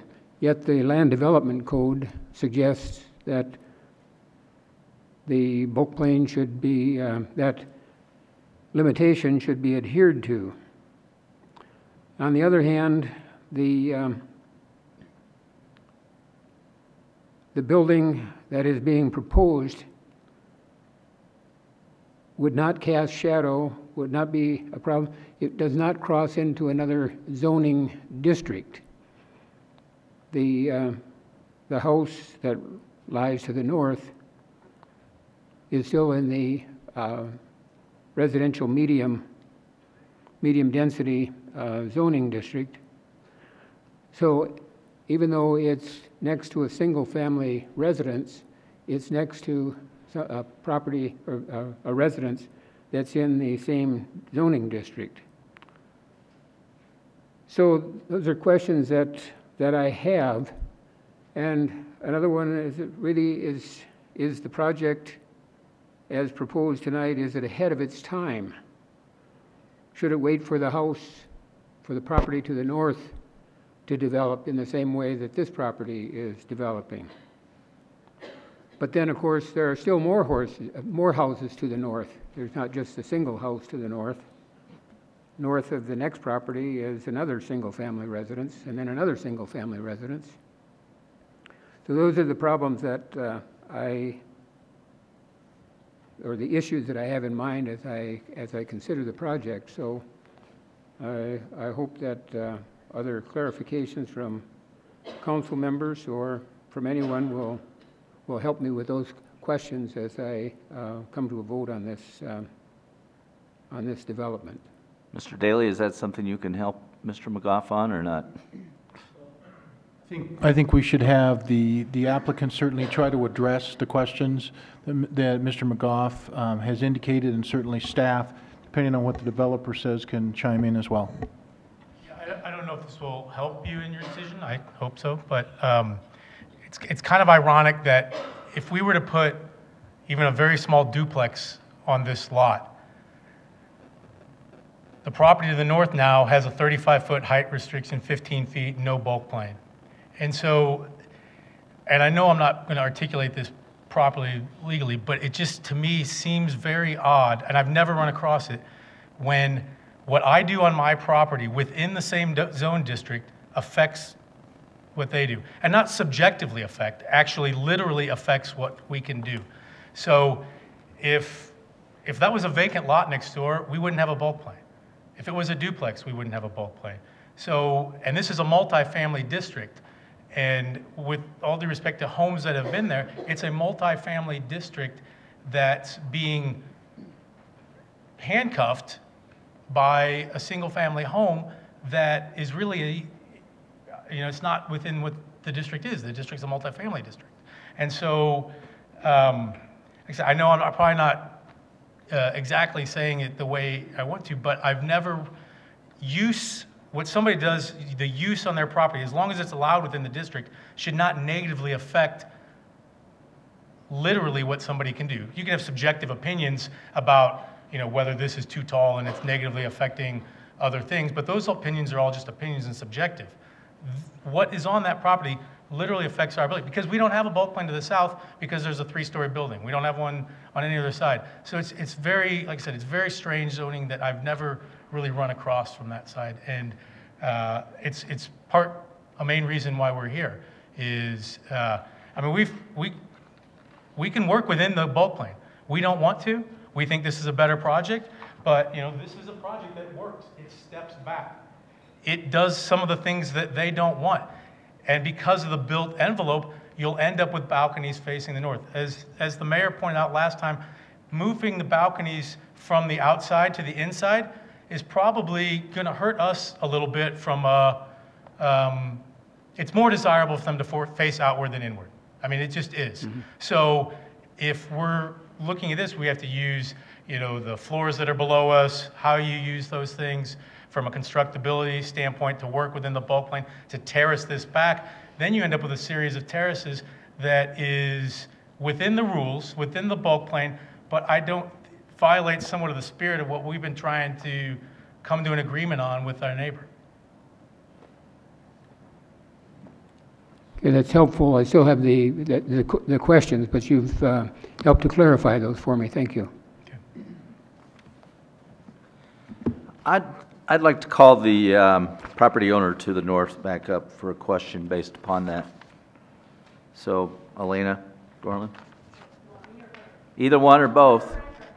She's a renter. You're the owner. But I got to tell you, when I look at these two designs, which would you rather have next door to you?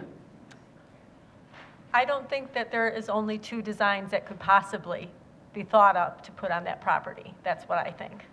If you want my honest opinion, I think the apartment idea, the way they designed it, was designed specifically to instill fear in me, and I will not allow that to happen.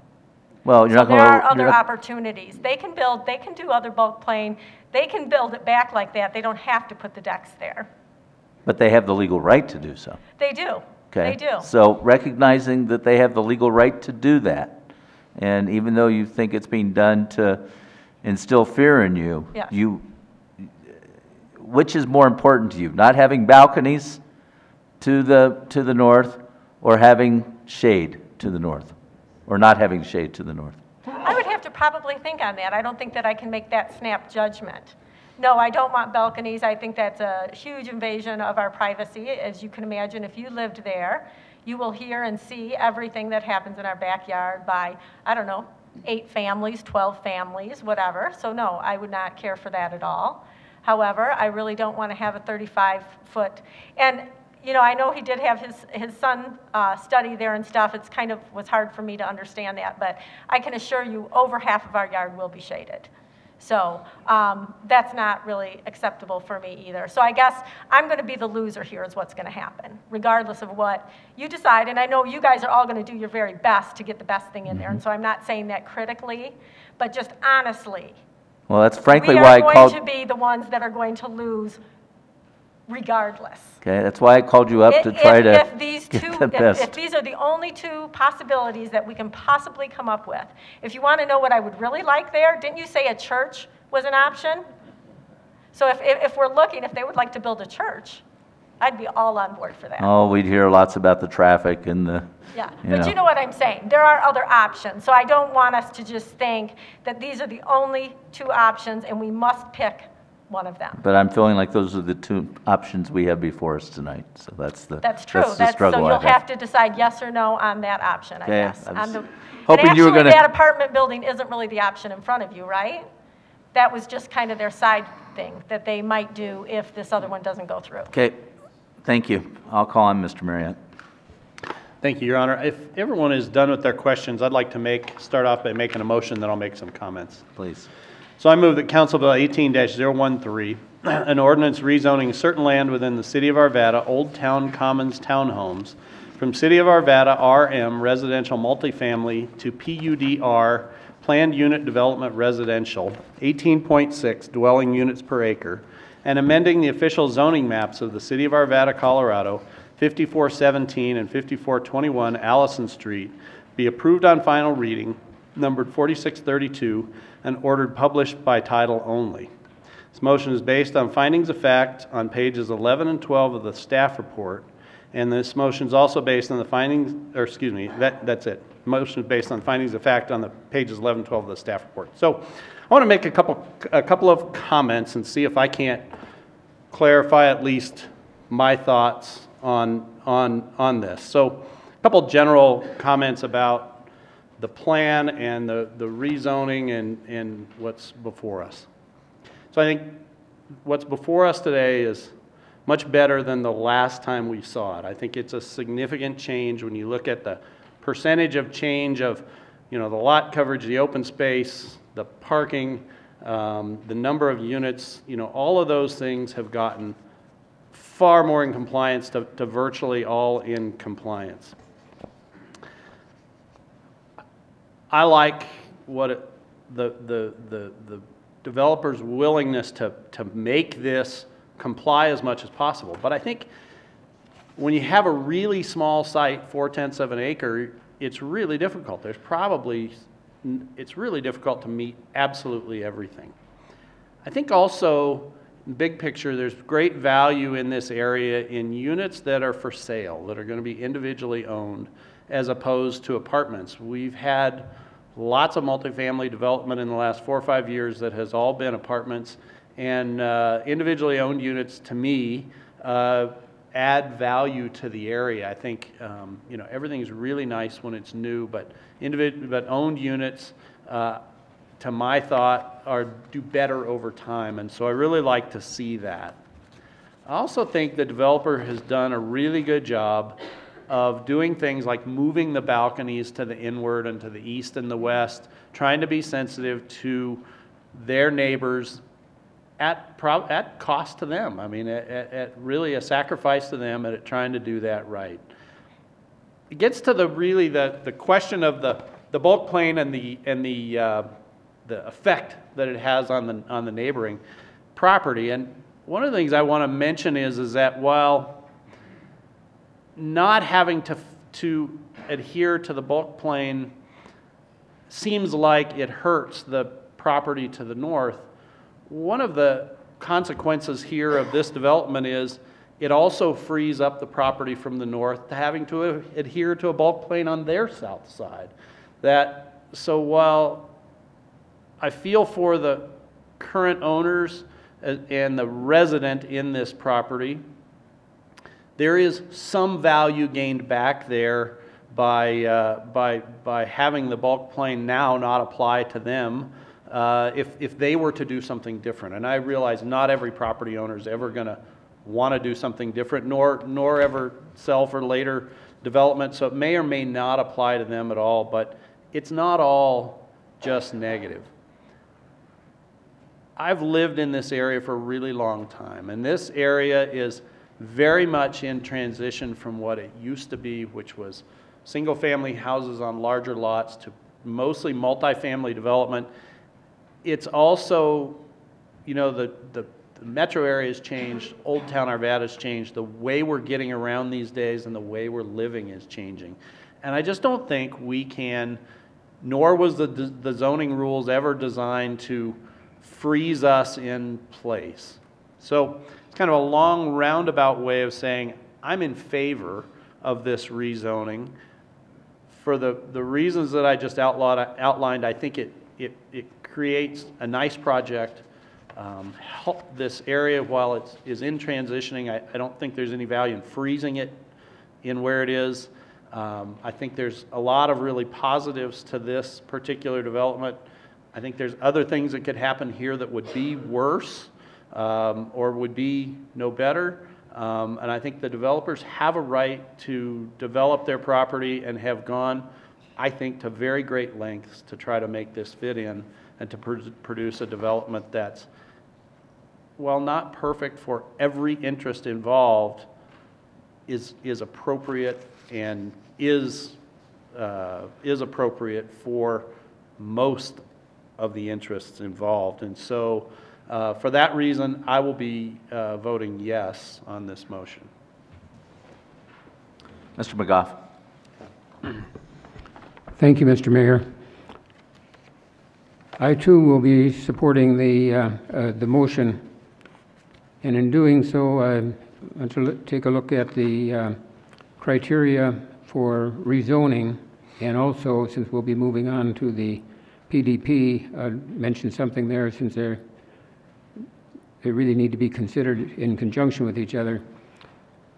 First of all, criterion A under the rezoning that it is consistent with the Arvada comprehensive plan, that the proposed density of 18.6 units per acre is within the range allowed. So, and it's consistent with the comprehensive plan, principles for redevelopment and infill. And then I'll mention just one criterion also for the preliminary development plan, and that is that it addresses a unique situation, a unique property.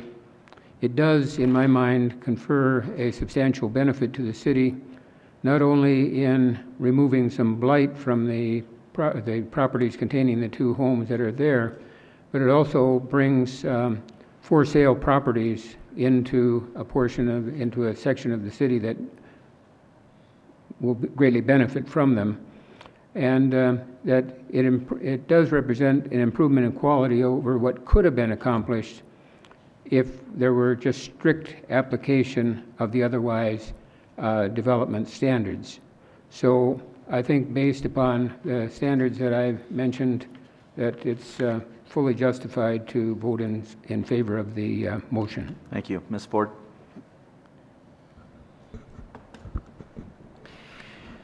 I too will be supporting this. It's a very difficult decision to make because I do feel the owner's pain to the north.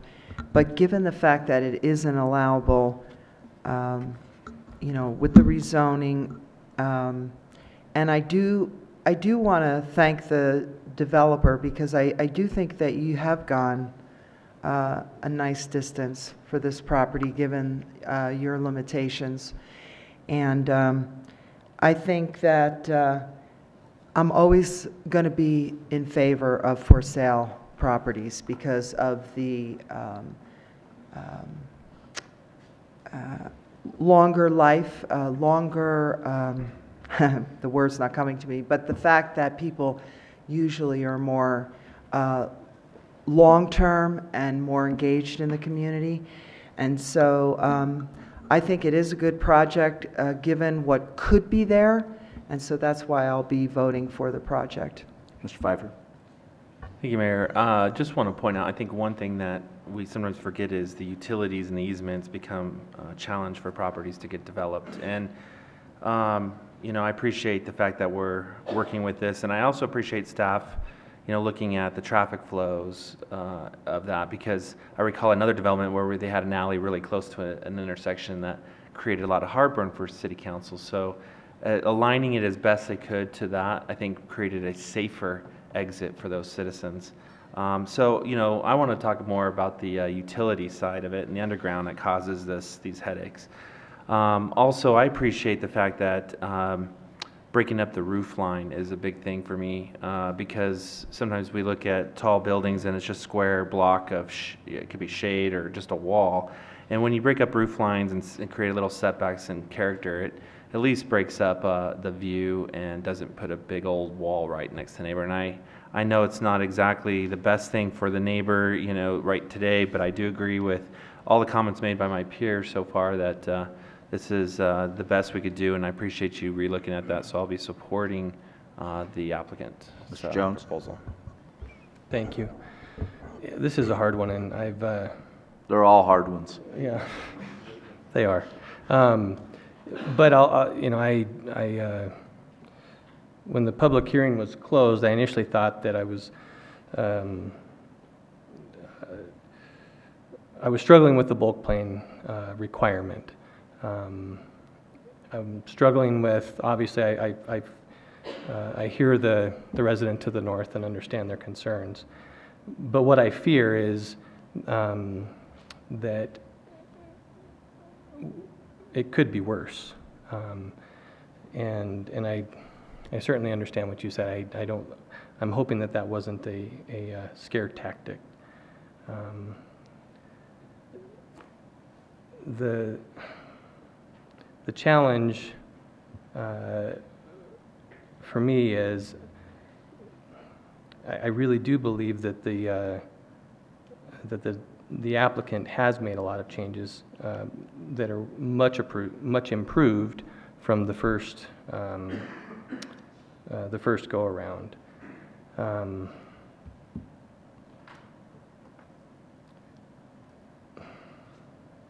So, again, I struggle with this, but I will be supporting this motion. Thank you. Final comments from me. I think that what sways me towards supporting the motion are a couple of things. First of all, frankly, I like the architecture of the apartment building much better than the architecture of the proposal that's before us. The redeeming quality of the proposal before us are two, that it's for sale product versus rental product, and not apartments.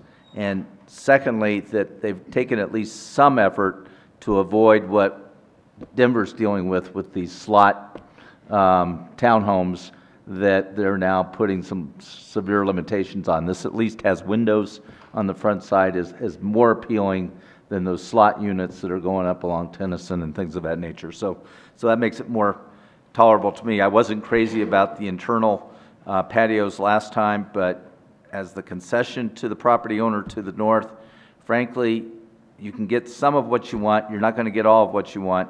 My impression is having the balconies to the north is more of a concern to you, and therefore I'll be supporting the motion.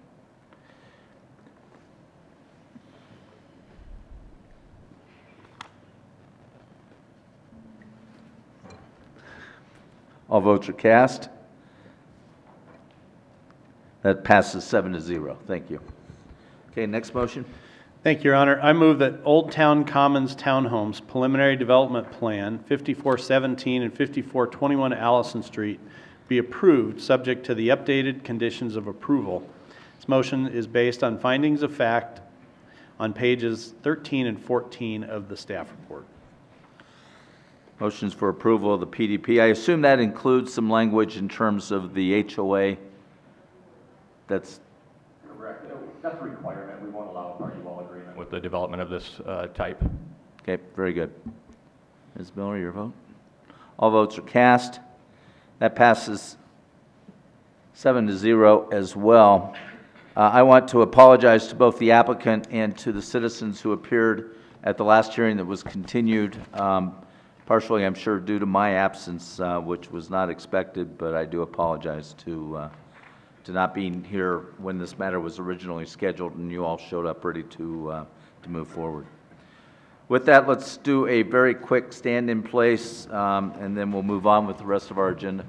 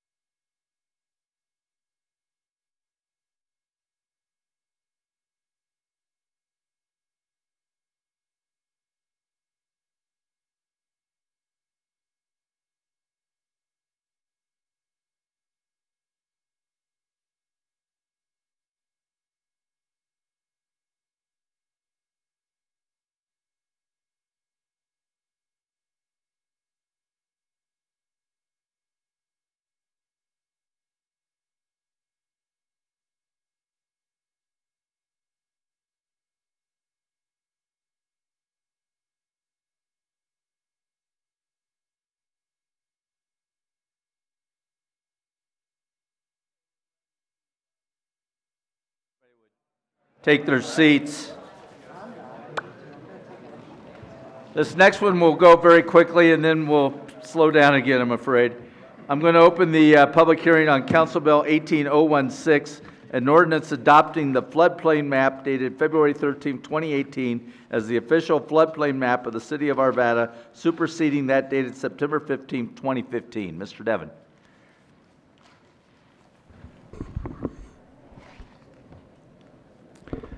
The Public Works personnel left for a second, so let me get to that one. I'll just make it up.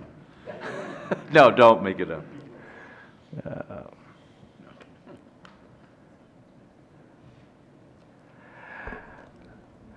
Okay, Mr. Mayor, members of the council, this is a adjustment to the floodplain map for the removal of some Bates Lake floodplain. It's actually several properties removed from the floodplain. It's basically somewhat of a housekeeping matter based on the update by FEMA, and we're recommending approval of the ordinance. Very good. You did that just as well as Mr. Manwaring would have had he been here. Very good. Any member of the public wish to address City Council on the floodplain matter? I didn't have anybody signed up to do that. Seeing none, I'll close that, open it up for City Council questions or action. Mr. Marriott. Thank you, Your Honor. I move that Council Bill 18-016, an ordinance adopting the floodplain map dated February 13, 2018, as the official floodplain map of the city of Arvada, superseding that dated September 15, 2015, be approved on final reading, numbered 4634, and ordered published by title only. Motions for approval. All votes are cast. That passes 7-0. On a serious note, thank our staff for working to do that. It really does benefit those who are affected to be able to get these properties out of the floodplain, so I appreciate that. Okay, next I'm going to open the public hearing on Council Bill 18042, a resolution setting forth certain findings of fact and conclusions as to the annexation of certain land into the city of Arvada, Colorado. Dylan Walker, 6315 Quaker Street. Same time we'll consider Council Bill 18017, an ordinance annexing certain land into the city of Arvada. Dylan Walker, 6315 Quaker Street. And Council Bill 18018, an ordinance rezoning certain land within the city of Arvada, Dylan Walker, from Jefferson County R1 residential to City of Arvada RE residential estates, amending the official zoning maps of the city of Arvada, Colorado, 6315 Quaker Street. Mr. Devon. Yes, Mr. Mayor, members of the council, Rita McConnell will introduce this item. Thank you. This proposal will allow for one single-family home in a standard zone district. Staff finds the proposal in compliance with the Comprehensive Plan and the Land Development Code. Planning Commission voted 6 in favor with 1 absent.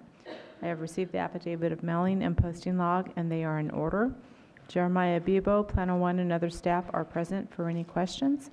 The applicant, Rita Lee, will present. Very good. The affidavit of mailing and the posting log will be made a part of the record. Anyone who wishes to testify, if you'll raise your right hand. Do you swear or affirm the testimony you're about to give in these proceedings will be the truth? Very good. If you'll come on down, make your presentation.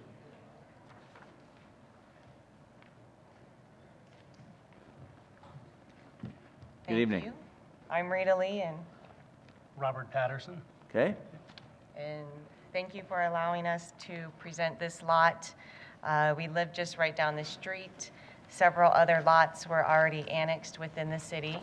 The primary purpose is the fact that we need water, and we've got it. And you have it. So in order to achieve that, we are going through the process.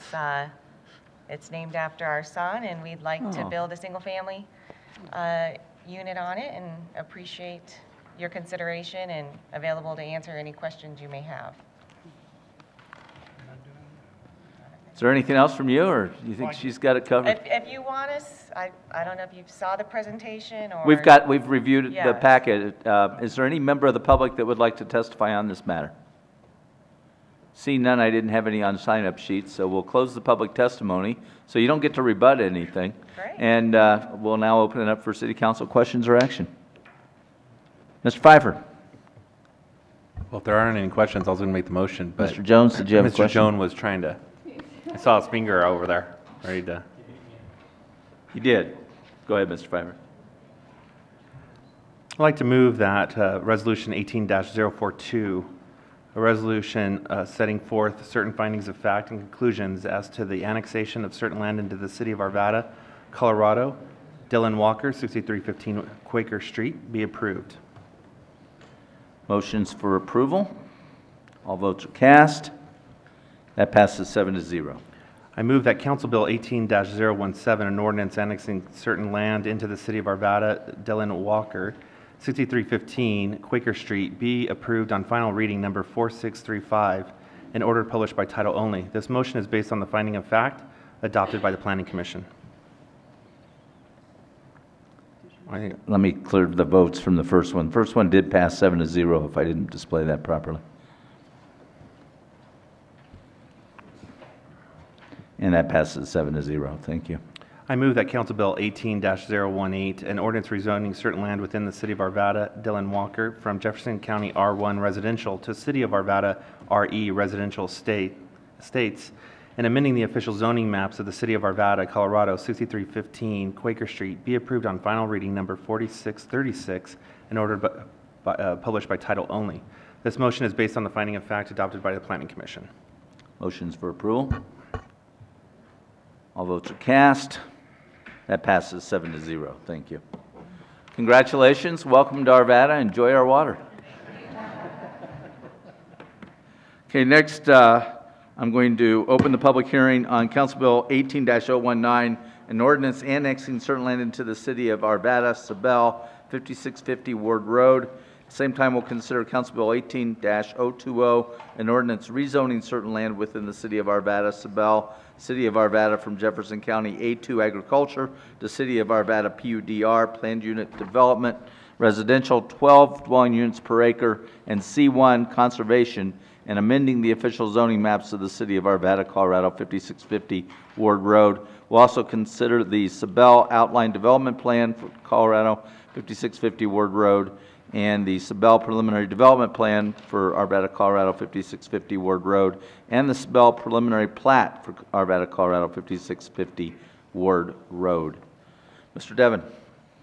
Mr. Mayor, members of the council, Rita McConnell will introduce this item. Thank you. The proposal is for 145 townhome units and 57 single-family units on 34.62 acres. This also includes an 8.8 acre park. The application includes modifications to setbacks, lot size, and lot coverage. Staff finds the proposal in conformance with the comprehensive plan and the land development code. Planning Commission voted 6 in favor and 1 absent on the annexation and rezoning.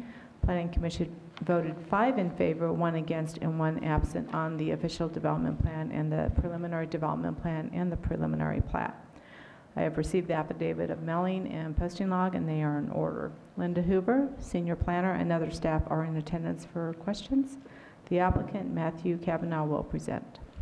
Very good. The affidavit of mailing and the posting log will be made part of the record. Everyone who wishes to testify, and we have several in the audience, if you'll raise your right hand.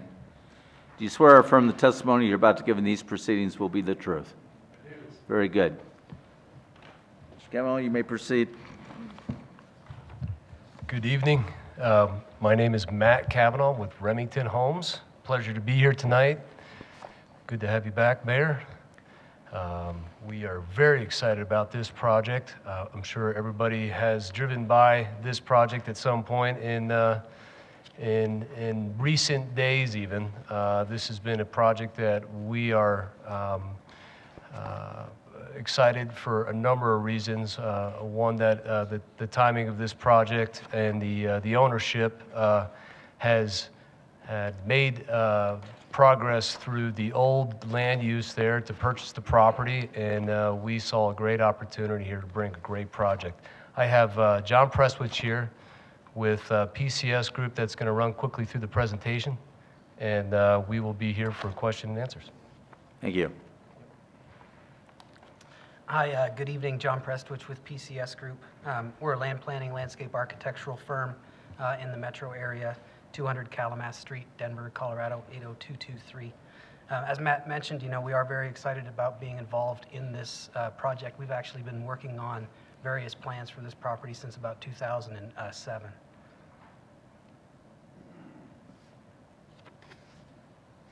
I'll see if I can make the slides move forward. There we go. All right, so before we get into the exact project details, I wanted to take a moment and acknowledge that any project like this takes a team of dedicated professionals working together. And I don't mean just our consultant team. In this case, I really wanted to take a moment and recognize the amount of collaboration we've had with the planning department, parks department, and engineering departments with the city of Arvada. The entire team has been working together to develop a thoughtful plan that responds to the site, the adjacent properties, a plan that makes economic sense and satisfies the required technical studies to ensure that the engineering is sound for the proposal. And this team has a tremendous amount of experience creating communities in Colorado. This next slide just sort of shows some of the projects that the applicant team has worked on, several of them right here in Arvada. And then this slide highlights the project location on the right hand of the slide. The property is generally located at the south and east intersection of West 58th Avenue and Ward Road.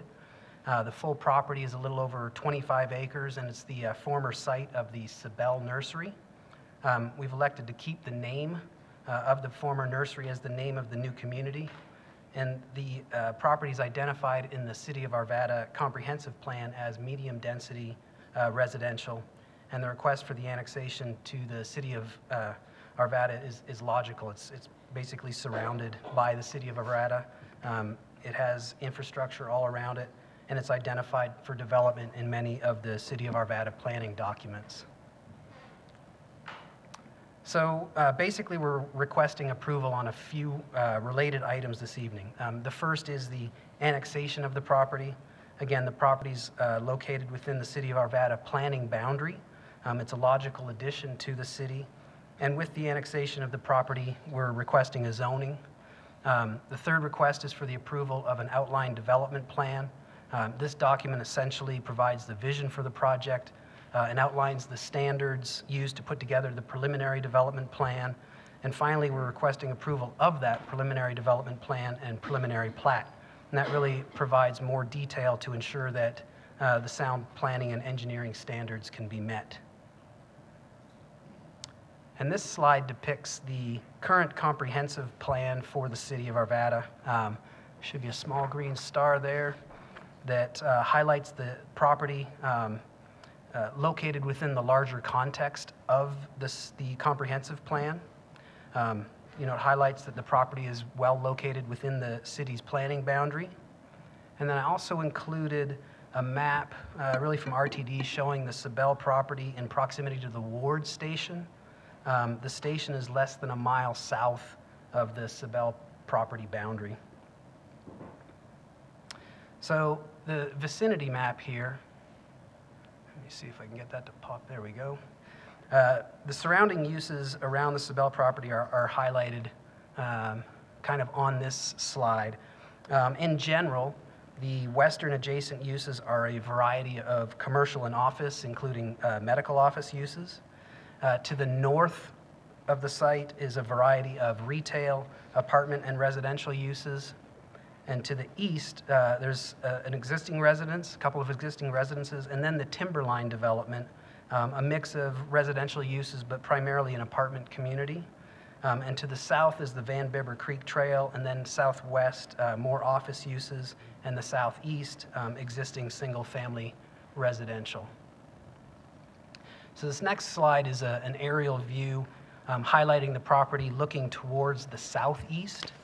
And this really shows the adjacent land uses again. To the north are primarily three-story apartments on the north side of 58th Avenue, with some existing single-family homes to the east, office and retail uses to the west, Van Bibber Creek Trail along the southern boundary, and then past that, more office uses and existing single-family. This next slide is looking at the property from the northeast. Again, the three-story apartments on the north side of 58th Avenue, with some existing single-family homes to the east, office and retail uses to the west, the Van Bibber Creek Trail along the southern boundary, and then more office uses, again, then leading to more single-family. So this is a page right from the comprehensive plan. It's a little too small to read, so I've highlighted portions of the slide on the left. In general, the comprehensive plan states that the primary uses in medium-density area should include a variety of residential types, and the Sabel proposal is consistent with the primary uses listed in the comprehensive plan. We are proposing a mix of single-family homes and townhomes. The comprehensive plan states that the medium-density residential areas should be located next to commercial service and be served by arterial streets, and also act as a way to transition from higher density uses to lower density uses. So we've shown that the Sabel property is located adjacent to some existing commercial services. We actually think that those areas may be redeveloped with this project, or at least the uses in there may be. The property is bounded by arterial roads, and it does transition from the higher density existing apartment uses to the north to the single family uses to the south. The approximate density of the apartments to the north, on the north side of 58th Avenue, is approximately 22.6 DU per acre. And at the preliminary development plan level, we're proposing 9.7 units per acre. And then to the south, the existing residential is about 4.3 units per acre. And finally, the density identified in the comprehensive plan is for proposals to be greater than 5 units per acre and up to 12 units per acre. The west portion of this proposal is for a density of slightly less than 10 units per acre, and for the full property, we're requesting 12 units per acre at the zoning level, consistent with the comprehensive plan medium density designation. So this slide depicts the overall preliminary development plan. There's a limited access point off of 58th Avenue, as well as a right-in, right-out access point off of Ward Road. To the east, there will be a full movement signalized intersection. Overall, there's about 34.5% of the property is designated as open space. Most of the homes actually face sort of open space green courtyards. And we've worked with the Parks Department to create the initial design for the almost 8-acre neighborhood park, and we'll continue to work with the Parks Department to finalize the design. We are planning a pedestrian connection to the existing Van Bibber Trail network. And in all, we're proposing 57 detached single-family homes. They're depicted in the blue.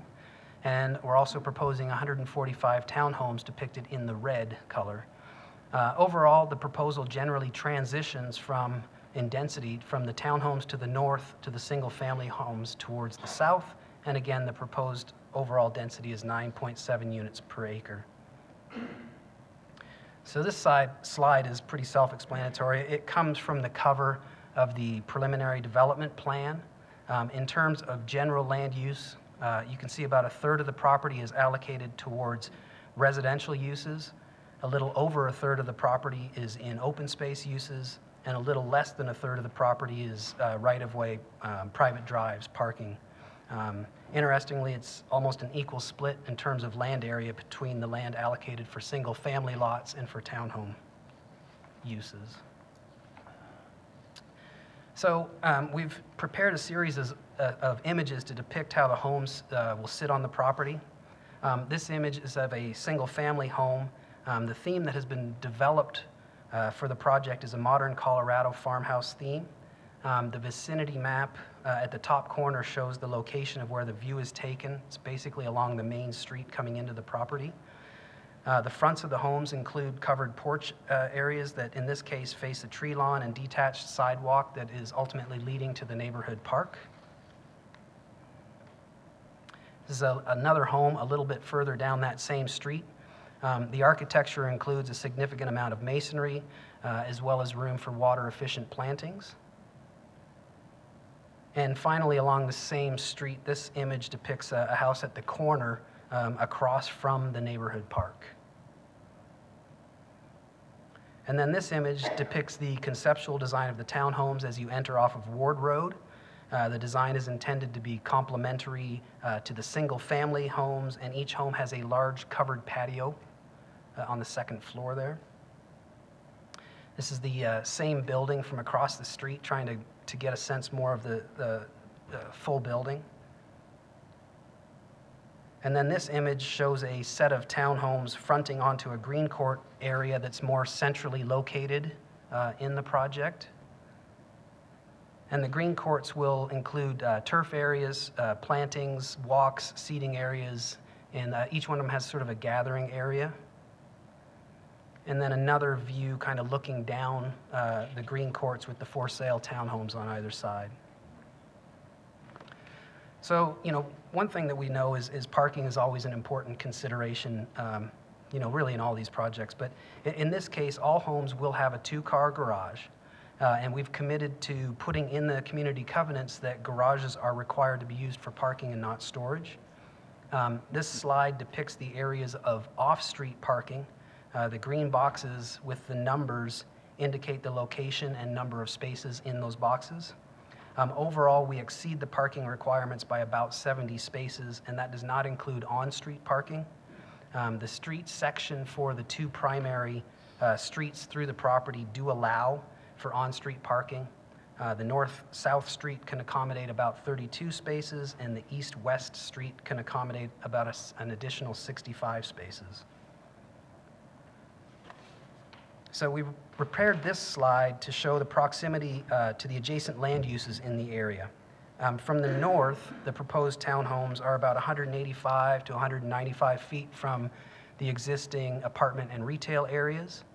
And at the south end of the project, our closest proposed single-family home is almost 500 feet from the closest existing single-family home. There are some existing commercial uses directly adjacent to our proposal in the northwest corner, and we've buffered those uses with privacy fence, plantings, alley access, and parking. And directly to the northeast, there are 3 existing single-family lots in Jefferson County. And then further to the east and south, we have depicted distances of between 675 to over 700 feet from the existing residences. So at the preliminary development plan level, we've worked with the Parks Department to start defining park improvements for the City of Arvada Park. The park is envisioned as a combination of active and passive uses. The northern portion of the park will include the more active uses, such as play equipment, an open-air shelter, landscape play berms, a multi-use turf field. And then the southern portion of the park will include looped trails, interpretive signage, cleaning up of the existing noxious vegetation around the pond, and a pedestrian bridge connection to the Van Bibber Trail. So we've also created a couple of views of the park area as it's currently designed.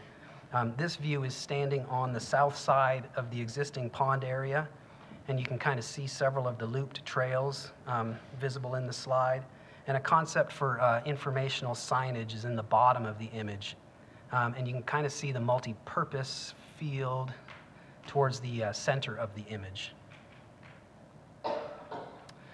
This view is from the other side of the existing pond, looking to the northeast across the multi-purpose field towards the landscape play berms, the open-air shade structure and play areas.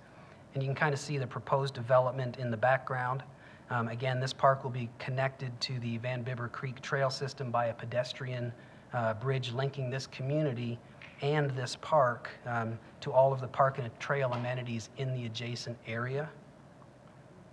And then this slide depicts the location of the park amenity in the broader context. So you can see that the park will serve a significant number of existing homes in the area. The white circle depicts a quarter-mile radius, which is, equates to generally about a 5-minute walk.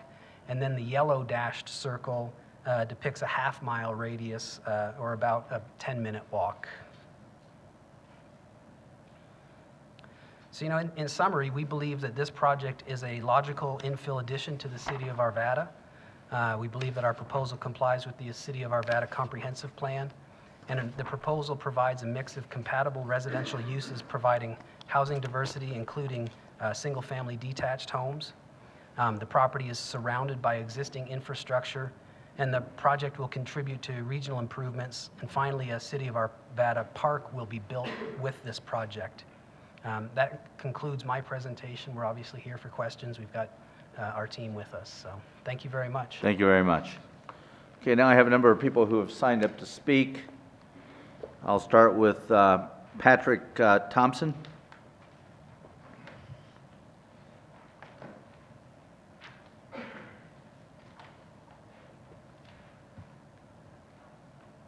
Good evening. Patrick Thompson.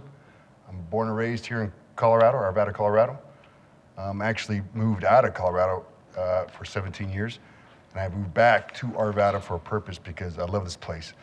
And anything that has to do with growth, I'm in. That's all I have to say tonight. Thank you. Okay, thank you. And next, Alma Rivera indicated that Alma does not wish to speak and is also for the issue.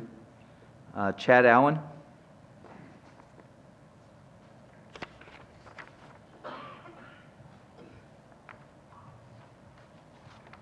Hello. I'm here to support this project and others like it in the area. I too lived here my entire life. It'd be very nice to be able to buy something new at a decent price point. I think a high quality project like this is good for our city and our local businesses. Thank you for your time. Thank you. And Helen Fitzpatrick.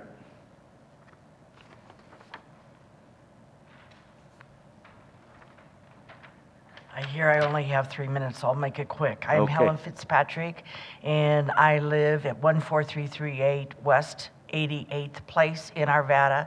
Moved here after graduating from college just a few years ago, actually 50. And you know what, I was looking around. Arvada has done so much, and I love it. And I have to make some notes down here so I won't forget. When I first got here and was married, there were so many opportunities for us to buy homes. I remember we paid $12,000 back then for a home back in 1970. The average income was between $6,000 and maybe $6,200. So things have really changed since then. Some good for some and some for the bad. My main thing is that I want something for people like myself, the elderly, a place where they can stay. And those townhomes look fabulous. They're less money. They're near rapid transit areas. People can come and they can go. And we want to stay and live on our own as long as we possibly can. And I know that this would be great. I want to go feet first from a place where I last lived. Thank you very much. Thank you. Brian Weekly.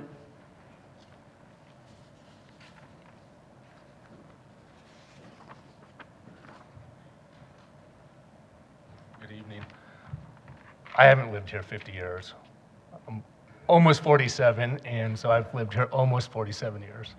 I'm here to support Isabella's project as well. I live in Candlelight neighborhood, which is about a half a mile to the west of the project.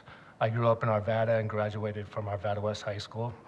After attending college and graduate school, I moved back here in 2002 and started a family.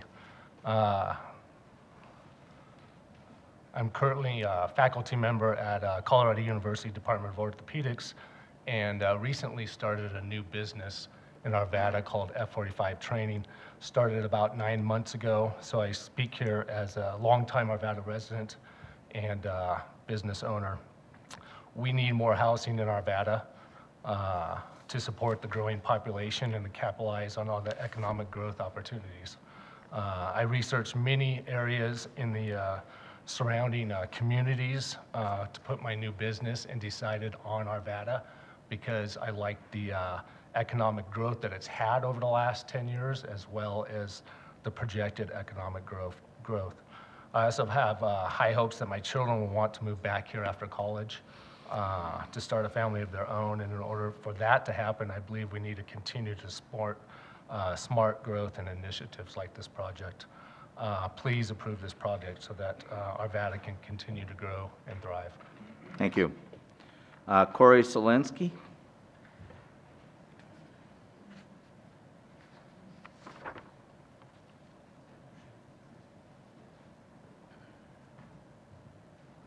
Good evening. My name's Corey Solanke.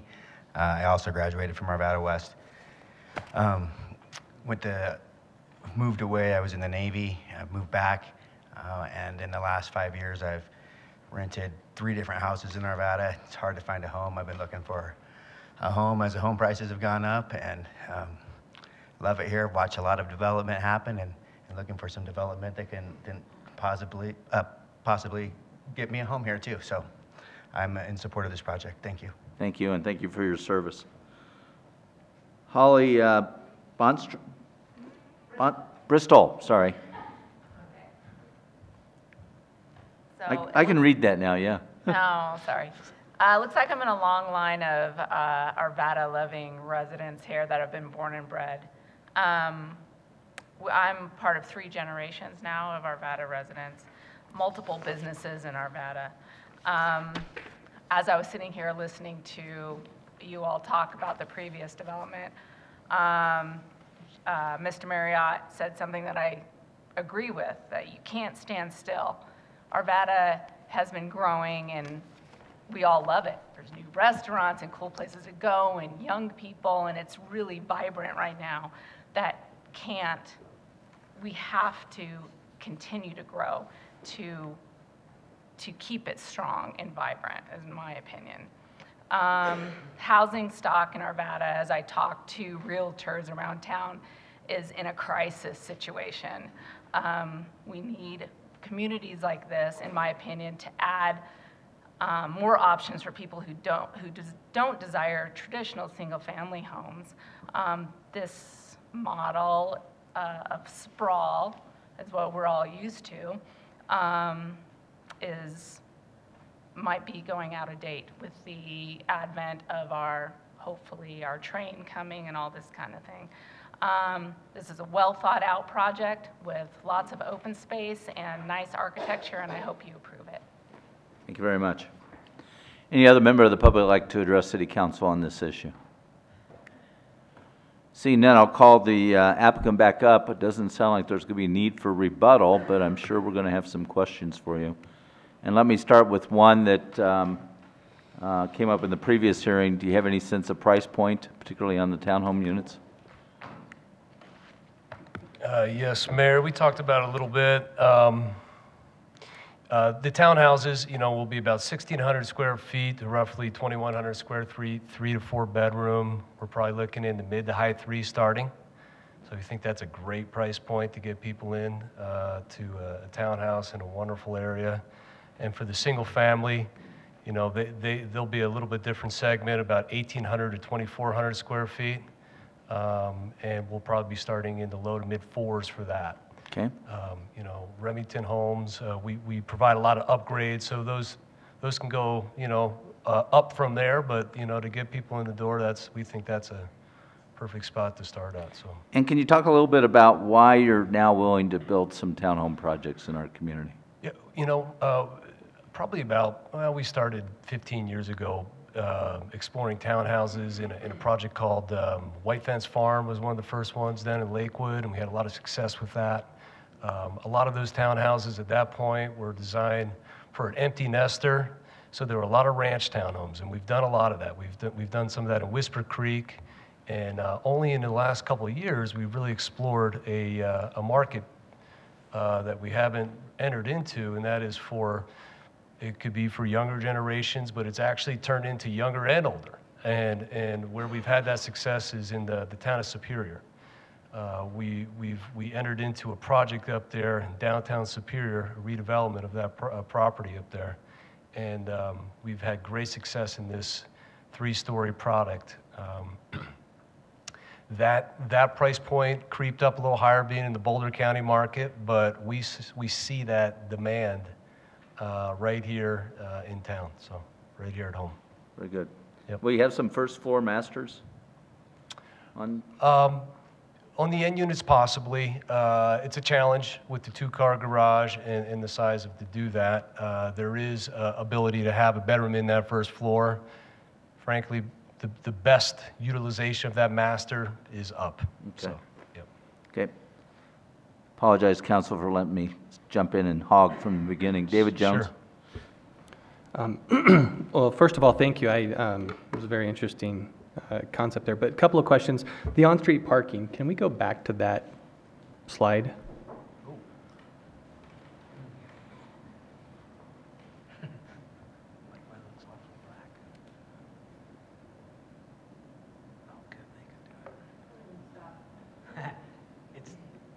It's the parking one that it has the numbers in Yeah.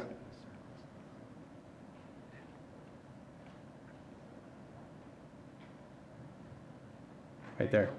So, so I'm assuming the 32 and the 65 are the number of on-street parking that are referenced. How wide is that street? So what's it going to look like when you're double parked, a car on each side? Is it going to be a single lane of traffic? No, 2 lane, sorry. I could probably let Mr. Fuchsia answer that, but it is 2 lanes of traffic and then parking on either side.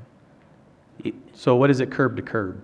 So it's 34 feet, I believe, from curb to curb. It has bulb-out parking areas, so the vehicles tuck into the parking areas with pedestrian landing areas at the intersections. And at the narrowest sections where these landings get closer, they're 24 feet for the fire department to be able to have two-way traffic. So it's pretty wide for two-way traffic. Okay, no, and I think that's good, because we've seen other projects that haven't been, didn't take that into consideration. And this, I don't know if this is a question for staff or for the applicant, but are there any floodplain issues as we run through this project with Van Bibber? I can, yeah. Yes, they are, but the applicant is in the process of, he'll be filing for a LOMAR for the floodplain amendment. Okay. So the applicant's taking care of that? Right. Correct. Okay, and if you said that, I apologize, I missed it. No, we didn't touch on that, but that brings up a great point. A lot of this project is for all intents and purposes, has been underwater at times. So we realize that when we got involved with this, there was an opportunity there to amend the floodplain, and through design and working with staff and urban drainage, we've come up with design that provides for a portion of residential into it, and then utilization of the park as well will remain in the floodplain, but amenities will be made such that can withstand some events at times. So with that change or amendment, will the homeowners need to purchase flood insurance? No. So you'll bring it up out of the floodplain, so that's not a requirement of a homeowner? Right. Okay. Yep. Obviously the access on Ward roads are right in, right out. Well, I guess CDOT wouldn't even consider putting a signalized intersection there because it's not going to align. No. So, yeah, they wouldn't do it at 56th either.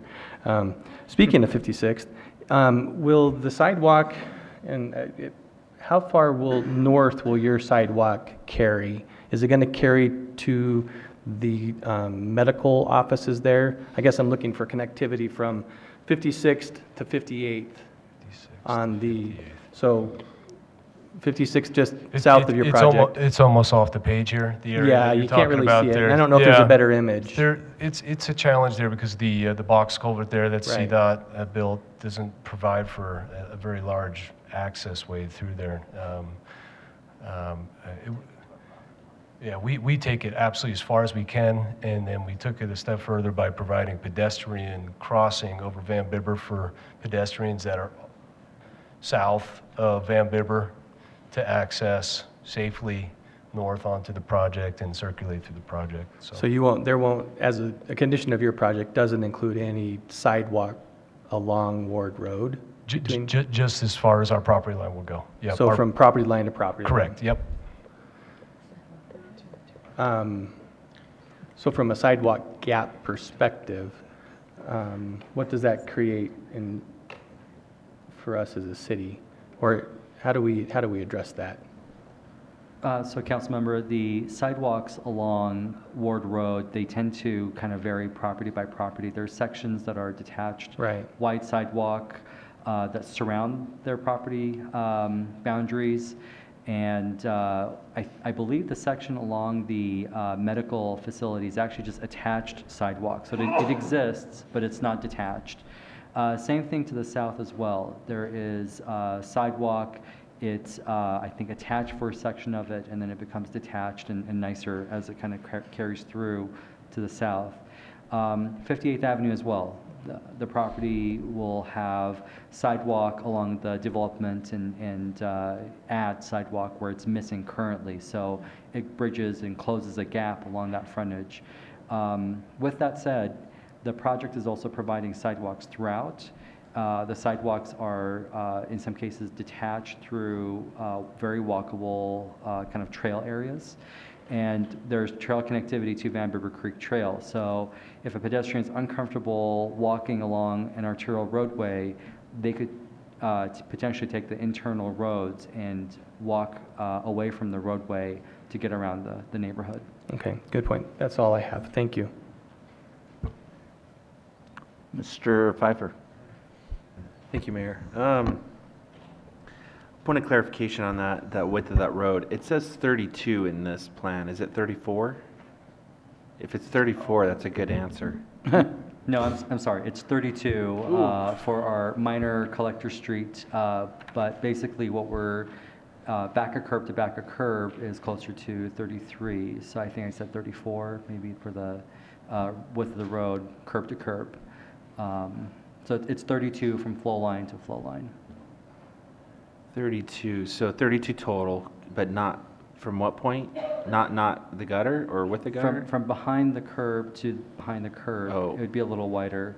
So it's closer to, it's 33 essentially. It's about Behind the 6 curb, inches. so that means up on the side, towards the sidewalk, right? Is that what you mean by that? Yeah, from the green space. Yeah, okay, but from the curb in, it's 32. From the flow line, yes, Yeah. from the flow line to flow line. So I struggle with that one. I mean, great, all but right here and one other topic. So maybe we can work something here. My issue with this standard residential road with 32 feet is, I keep bringing it up, but the property over there by Target. When you have this many property using that street, guarantee you people are going to be parked on that street, and it makes it super, super narrow. So when you have that many people going up and down that street,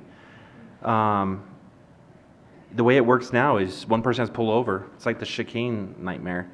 You have to pull over. You got to wait for everything else to come through, and then you get to get around. You know, when you look at what is it? Maybe 9 feet. That's 18, and you have 32, right? So each 9 times, if you were to think of the width of a car, right? So 4 times 8, because you're talking about park, through lane, park.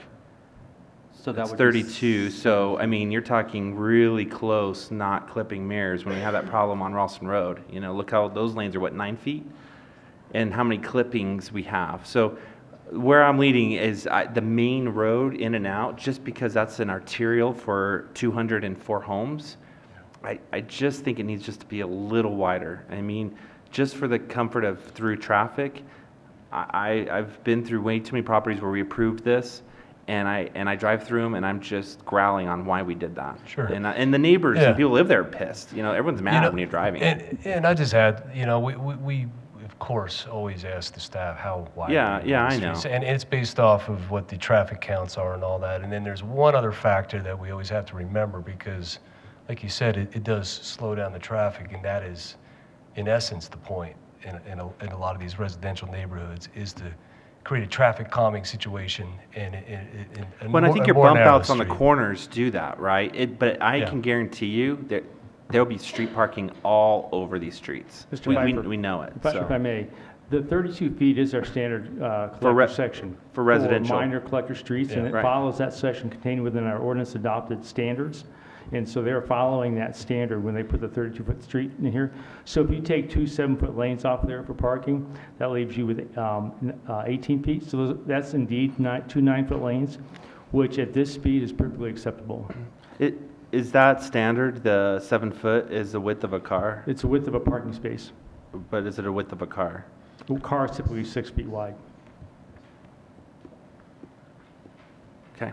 I like the traffic calming affect Yeah. Well, I think you myself get it with on the corners. I just don't think you should use people's personal property. I on think the if side of these the streets road. were wider, then we'd be getting them saying, put up some speed bumps or something to slow down the traffic. Well, That's my personal opinion on that. Thank you, but I still have the floor right now, Mayor. I always have the floor. I know, but it's my time right now. And my concern is we've done development and I've got feedback from citizens. I've got feedback from people. I've experienced it, and I think it doesn't create, I'm not looking for speeding. I get that part. What I don't think that we get sometimes is on a normal arterial minor collector or whatever we're calling these little tiny roads, it's assuming people have driveways and people aren't parking. In this particular development, not everyone has driveways, and so therefore everyone's parking out the street. I just am saying it would be nice if it was maybe a foot or two more just to create some because you're gonna have a lot of traffic going there. So moving to my second question, is Ward Road impacts in 58th. I mean, we need to address that. I mean, this is 204 right now. Now we have on Ward Road easily probably 8 to 10 hours a day traffic jams from that intersection back a mile at least. And school impacts because you can't even, I know we have a double left turn coming on 58th going to southbound Ward. I mean, how is this, I'd like to really understand a little bit more around that impact. Sure. Onto those roads. Well, I think staff, has made it clear that this project will contribute to Yeah, we know it will. improvements to that intersection. number So, one. so you will be contributing to the improvements of the 58th and Ward intersection? Yep, yep. Yeah, so that's one piece of it, and, I think, another piece of this that, should be noted is the commitment that we're making to punch Urban Street and do a full signalized section to, at the very least, cash in lieu, because we don't own all the ground, to extend that through, but that the desire for the city to see that and take traffic, to where a lot of the facilities and a lot of the markets in Old Town is really east of the project. That we think that'll distribute most of the traffic that way. I can't sit here and argue that Ward Road doesn't have problems, but I would tell you I've seen worse from Denver Metro by far accounts. But yeah, so coming up on 58th in that intersection, you don't have a deceleration lane or any way to pull out of that. That's just straight, right? Is that I can't find the drawing. That is correct. Okay. The project is following the same style of intersections at, say, for example, Sim Street for down. Timberline, Okay. and all the intersections along 58th Avenue. So what confused me on some of these drawings is that median up on 58th. I don't know how to interpret that median. Is this a right in, right out only at that intersection? And a left in. yeah, Oh, and a left in, so it's 3 quarters. Yep, Oh, yep. okay, sorry, I didn't catch that. Okay, because so right now, if somebody's trying to head southbound on Ward, we've kind of prevented that. So Yeah, no one here until the intersection at comes Urban through, is and constructed we just don't in know its when. entirety, right? Yep. You can force them over to Kipling, I guess. That works. Okay, those are the 2 questions I have right now. Thank you. Ms. Miller? Thank you, Your Honor. I just had a question about Road B. Right now, it's got a big 65 on it in this picture up on the screen. Road B seems to go right into that empty lot up there. And I was just wondering what that looks like until it's a through road, what the end of it's going to look like so nobody drives off the end of it. Right.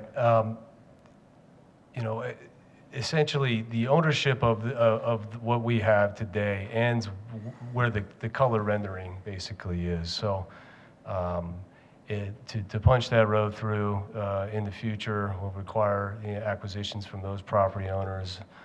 We've reached out to them a number of times to talk to them about that, and fortunately they're not interested at this point.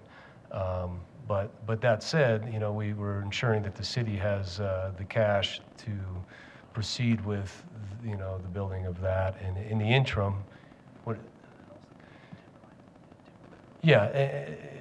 Additionally, it will connect also east to the 53rd. I think that is that way as well. So there'll be even more kind of connection points, which we're trying to bring to the project. So that's 57, sorry, not 53rd, sorry. Councilmember, I'd like to add that we would require signing at the stub out of that road. You may have seen this in other parts of Arvada where there's a road stubbed out. Temporarily, there are signs placed with barricade markings on them, essentially preventing vehicles, because they kind of stack in threes, from going through the road until the roadway is connected during another phase of the project.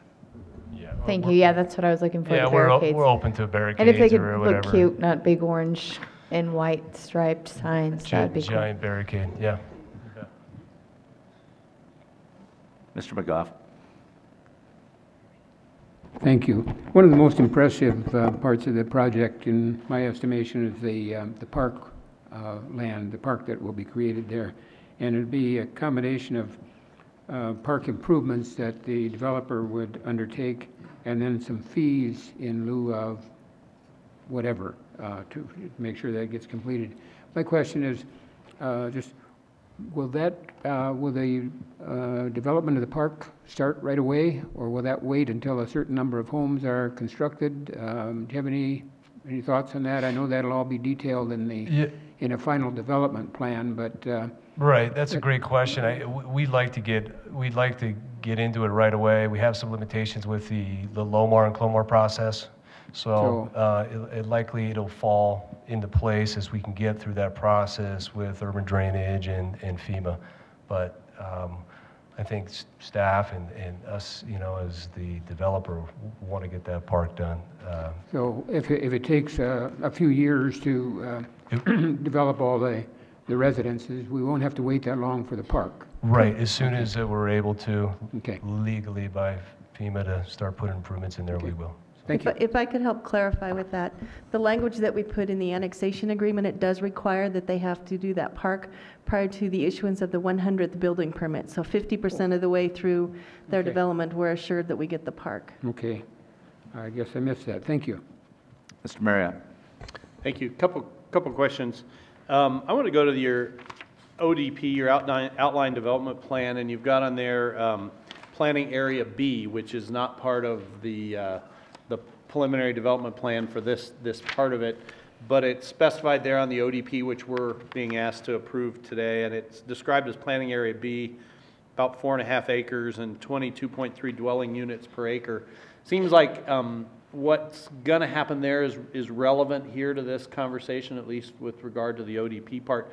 Can you tell us about what the plan for that area is, and why is it not part of this PDP? Why is it for future consideration then under the ODP that we would be asked to be approved tonight? Sure.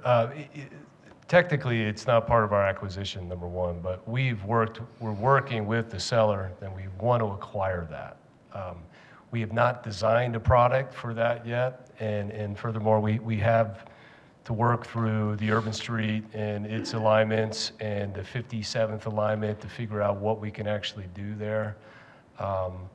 What we're proposing, and internally we've been talking about a lot, is a for sale product in there as well. And that would be a multifamily for sale, could very well be a condo. We feel like that could be another product that hasn't been entered into this market. So. Okay, and is the reason it's not part of this preliminary development plan is you don't own it yet? You're working on it, but you don't own it yet? That's the first reason, yeah. Okay, got it. I want to ask a question probably of the staff, maybe Mr. Ferruzzi or whoever on staff wants to take it on and follow up on Councilmember Miller's question about Road B and how it ends, and the future plan is, of course, for it to go transit across that adjoining property and then make a full signalized intersection there at 58th.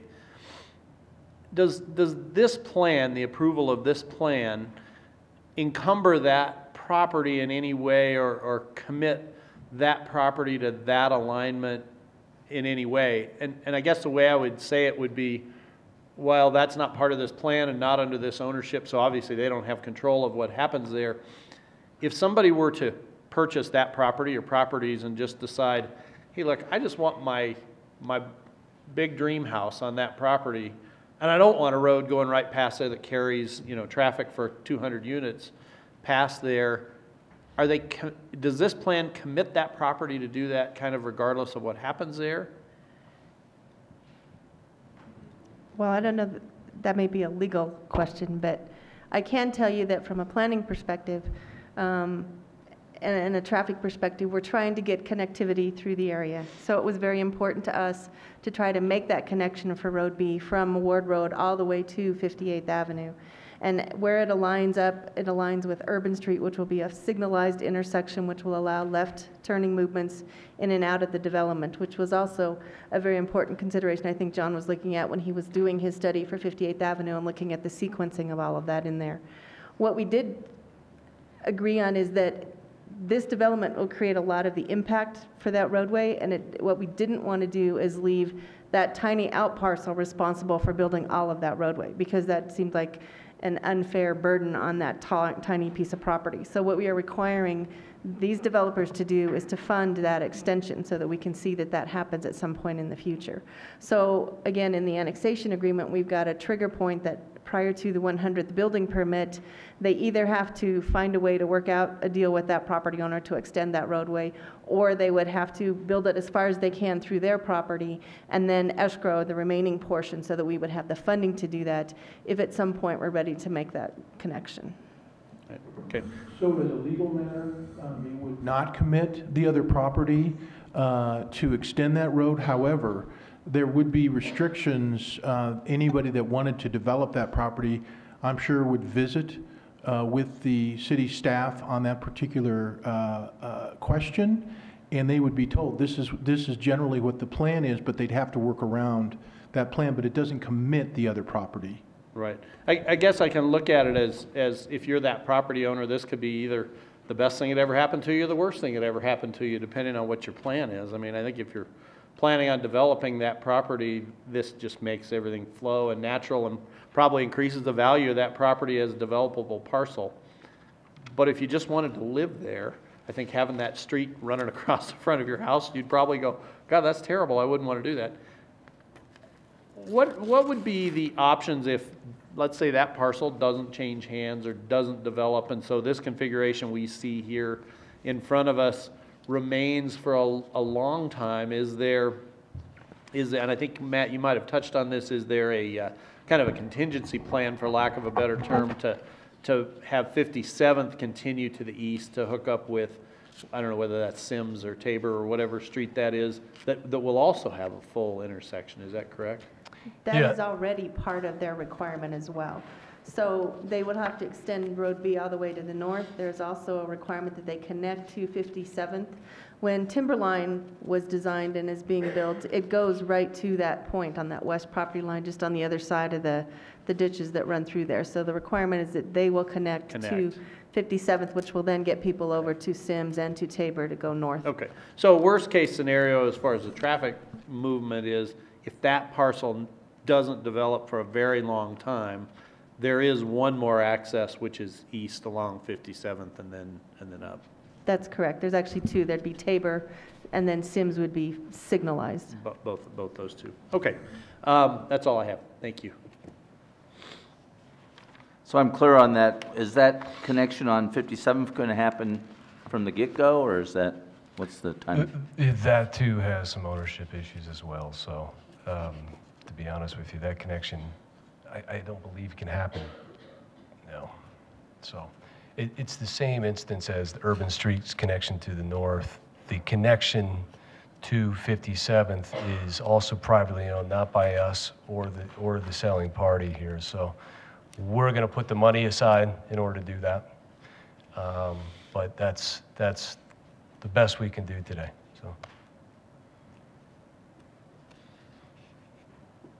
So the only access initially is going to be off of Ward Road, is what I'm hearing.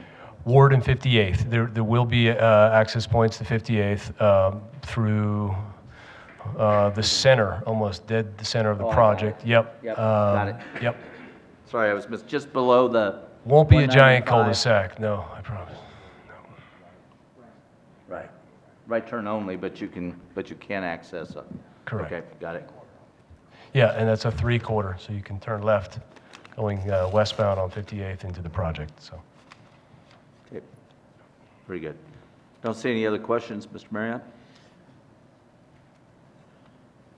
Thank you, Your Honor. I'd move that Council Bill 18-019, an ordinance annexing certain land into the city of Arvada, Sabel, 5650 Ward Road, be approved subject to the attached updated conditions of approval on final reading numbered 4637 and ordered published by title only. This motion is based on the findings of fact adopted by the Planning Commission. Ms. Miller, did you wish to speak to the motion?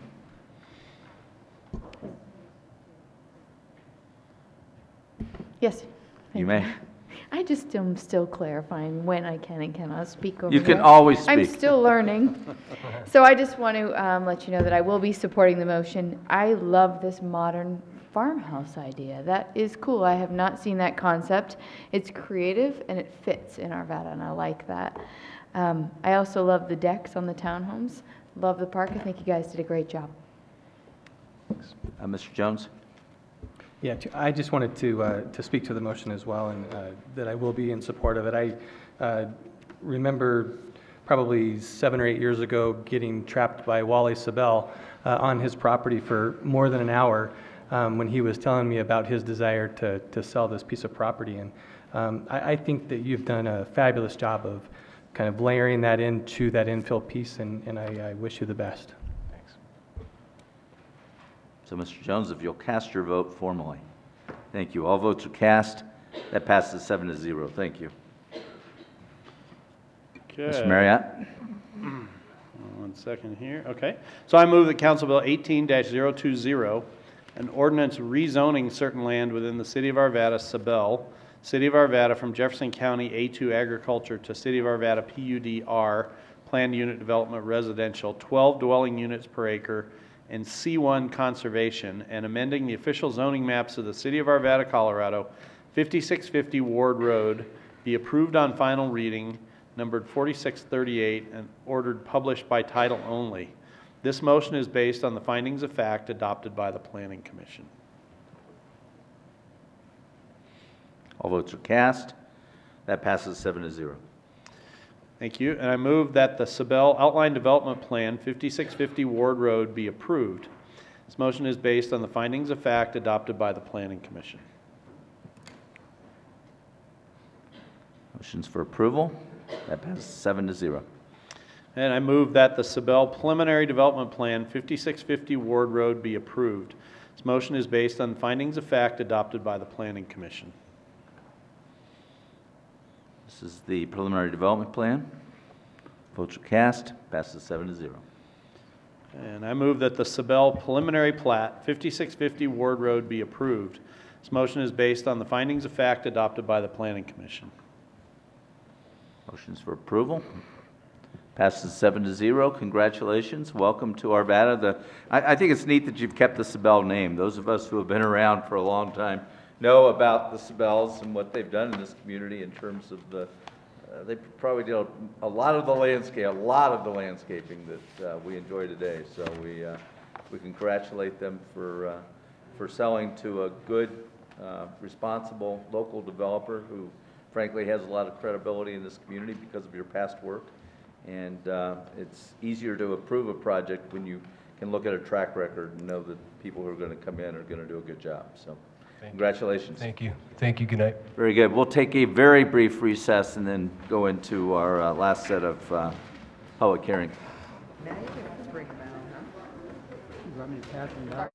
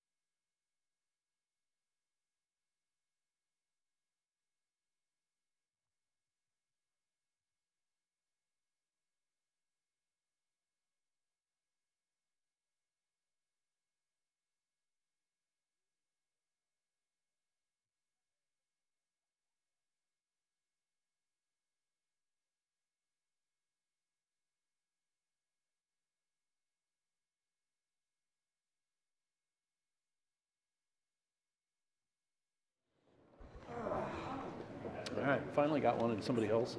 Terrible not having your glasses. That's right.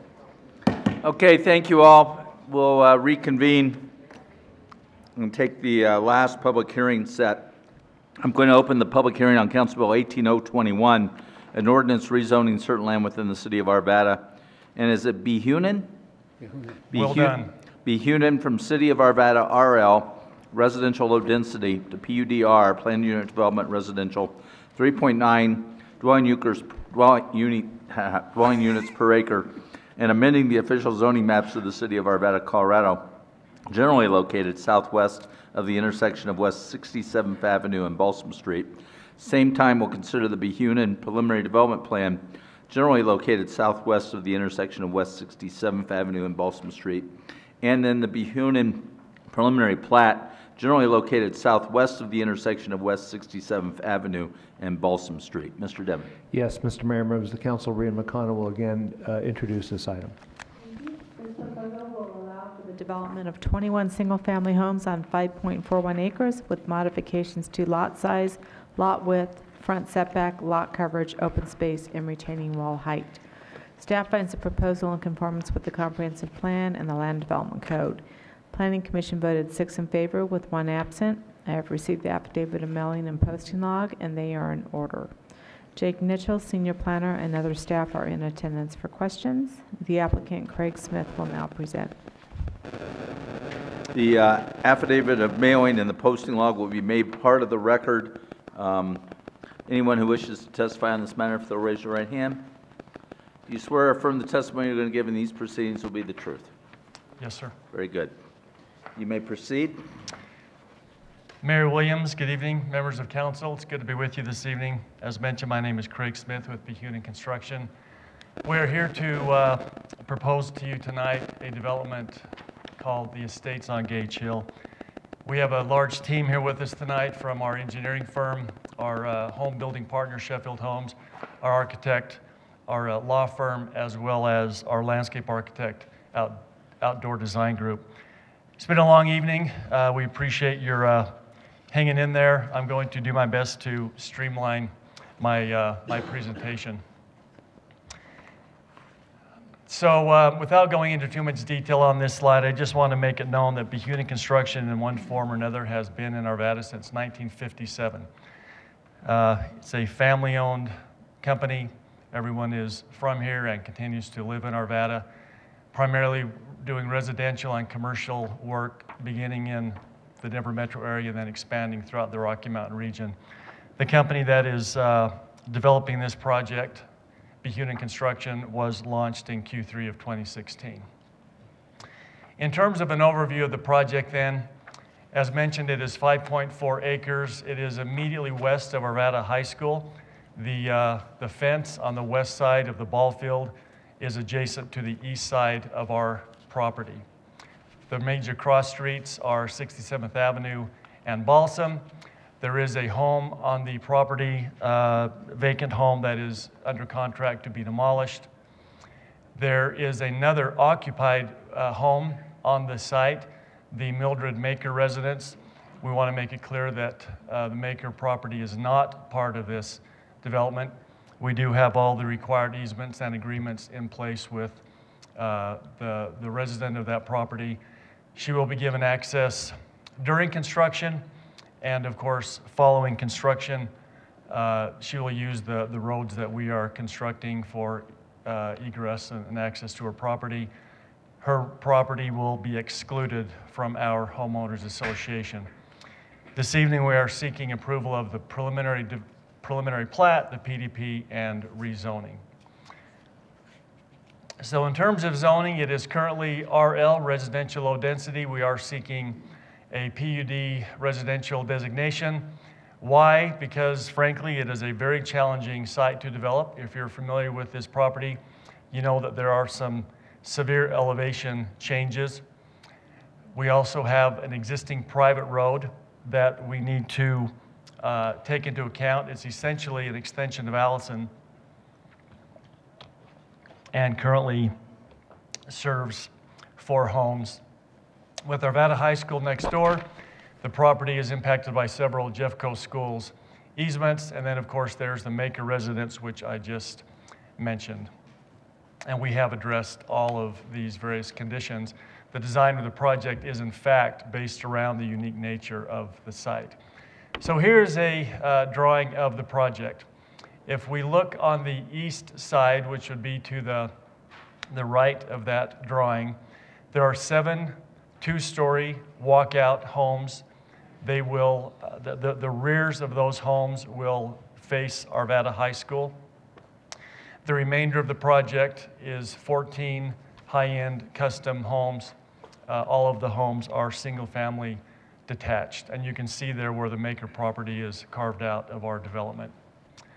I'm going to now turn just a minute or two over to our project engineer with Gene Engineering, Patrick Kiley, to discuss some of the engineering facets of the project. Good evening, Patrick Kiley, 5690 Webster Street, Arvada.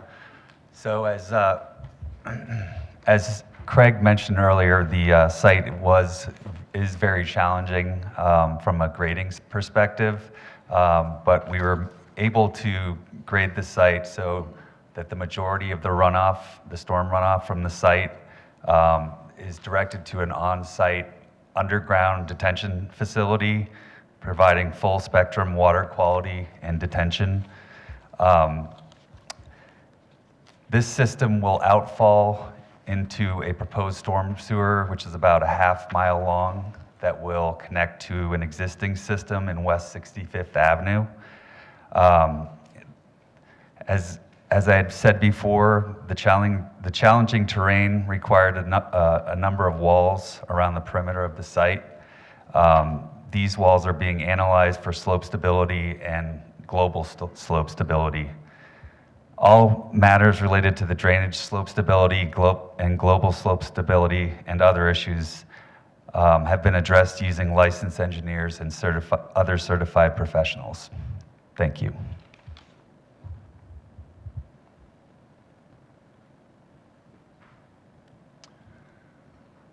Okay, to discuss the concept and design a little bit of the project, the population of Arvada by the year 2020 will have risen to 121,000. It is our feeling that this land will eventually be developed. If not by us, then certainly by someone else.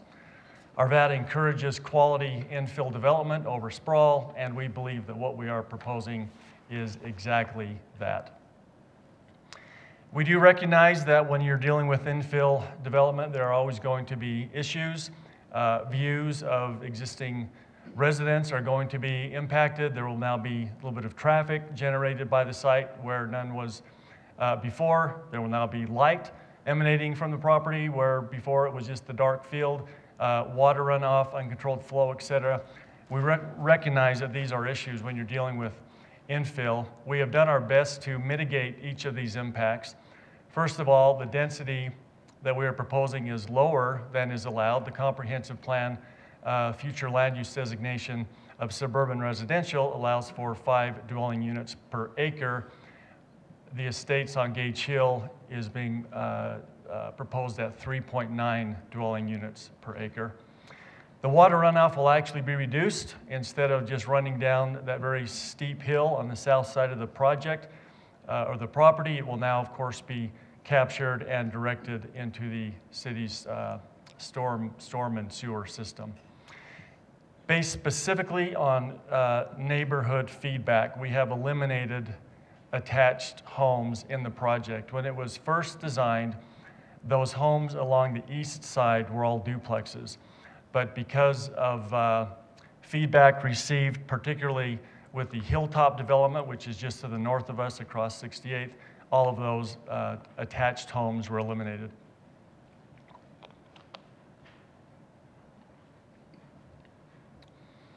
So in terms of the product, as indicated, there will be 7 two-story walkouts along the east side of the property. The remainder will be 14 custom homes. They are all detached single-family. Our design standards actually exceed the city's requirements. We are looking for a Colorado lifestyle design using stone, stucco, masonry, and other materials. Minimal siding, if any siding at all, will be on these homes.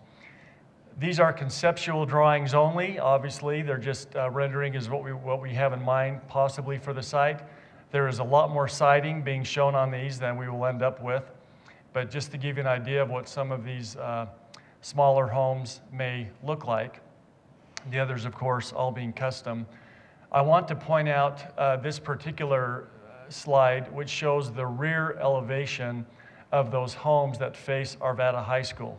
We have done our best to break up that elevation so that there will not be a monotonous run of 7 identical homes through varying patios and decks and windows and roof lines. We are committed to varying those elevations so that it is not just a repeat of the same thing. Here's a quick sketch of our conceptual landscape plan. And as Patrick mentioned, we do need to talk about retaining walls. This was of particular interest to the Planning Commission. There are multiple walls required to make this piece of ground developable. We initially sought 20-foot high walls simply to maximize the lot size, but in response to neighborhood feedback as well as Planning Commission, we have reduced those. We are now proposing and I will show you where these all are, a 10-foot wall, 6-foot walls, and 4-foot walls before a 4-foot step back would occur in that 4-foot wall configuration. This does meet city code and we believe makes for a much better visual for our neighbors. So here is a drawing showing the walls. If you look to the north side of the project, we'll start there. This is where you would have a 4-foot wall and then a 4-foot setback and then another 4-foot wall. These walls actually face and are on the property of these homeowners, so they would maintain those walls. The wall along the east that abuts against the Arvada High School property is a 10-foot wall, and then the wall at the bottom at the southwest corner would be a 6-foot retaining wall. Here's a section view of that north side, what this might look like, where you have a car on the street, and then the common area with trees and grass and so forth, and then the house. And then you can see those 4-foot retaining walls, which would be behind that house or to the north of it.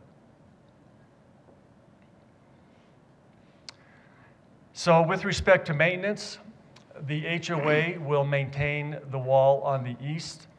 The remainder of the walls, we are going to have the homeowners maintain.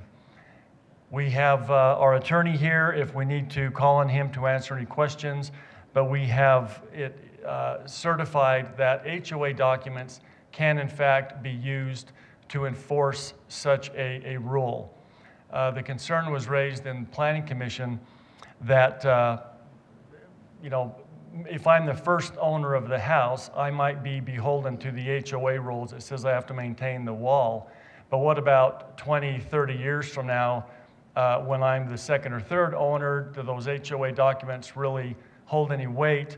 And the fact is they do.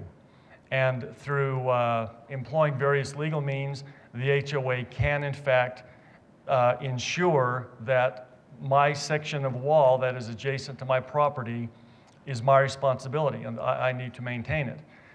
If a homeowner neglects to do that, then the HOA can in fact come in, repair the wall, and then charge the homeowner for that repair. So the walls that I have shown you are the only walls that we will be constructing. Any additional retaining or landscape walls will be addressed by the homeowner at the time of permitting. We want to make these walls as attractive as possible, as attractive as you can make a concrete block wall. It will be color block. We will consider planting natural grasses and other no-maintenance plantings near some of the walls. It needs to be pointed out, though, that per the wall designer, Miller Wall, we cannot plant near some of these walls because the watering or the root system could eventually impact the stability of that wall. So wherever we can, we will certainly consider that type of natural plant life that would be relatively no maintenance. I want to turn a minute now to Jason Gordon, President of Sheffield Homes.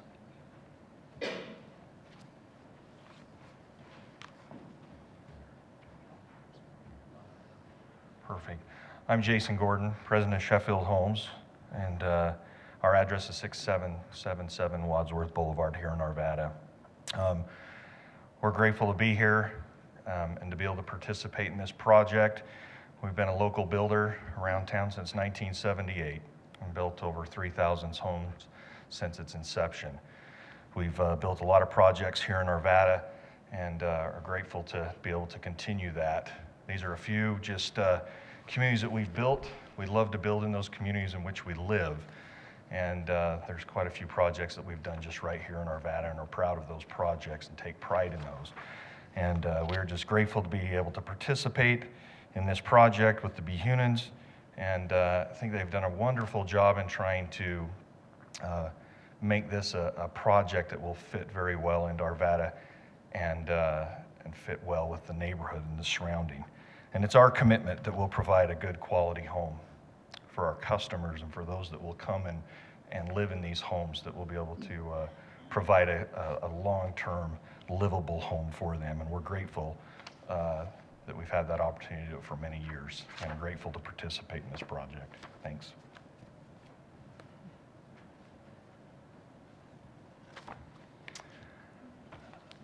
With that, Mayor Williams, I will just leave you with one last thought.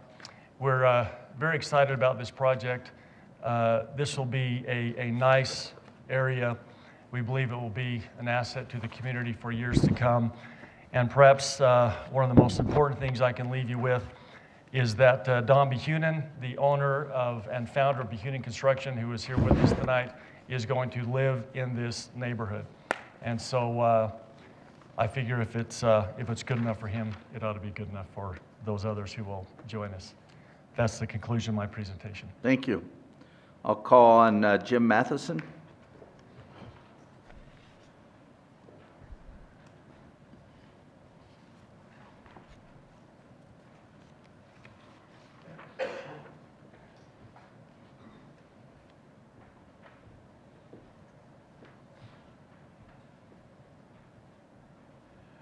Thank you.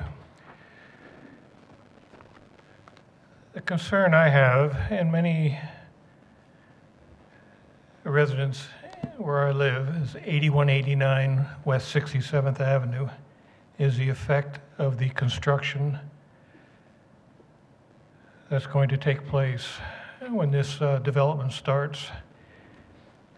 And I realize the Planning Commission's already heard this concern, but I wanted to address the City Council with the same concern. And Councilman Pfeiffer, maybe he brought up the same concern that we have. We have Balsam Street as the only in and out that's going to go into this project, and it goes right through our neighborhood. And we're concerned that this Balsam Street is going to be overloaded with this construction traffic.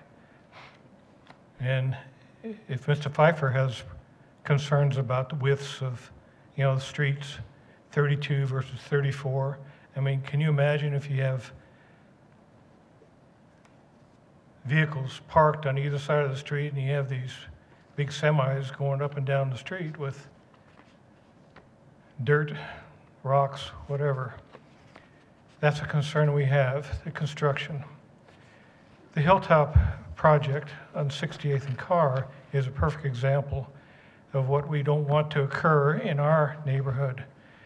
It has brought a lot of dirt and rocks down on 68th Avenue. I don't know if you've been able to visit that area, but the 68th Avenue is a mess because of that construction project, and we don't want our neighborhood to look like that. So I would hope that you would monitor that. And the Planning Commission, I would hope you do that for us also. And we've got, last time we were here in front of the Planning Commission, the developer said he would give us assurances that this would take place, that this won't, they won't destroy our neighborhood with this construction dirt, but I'm asking you to follow up for us, if you would. Thank you. Thank you, sir. Next, I'll call on Karen and Jim Cavalier.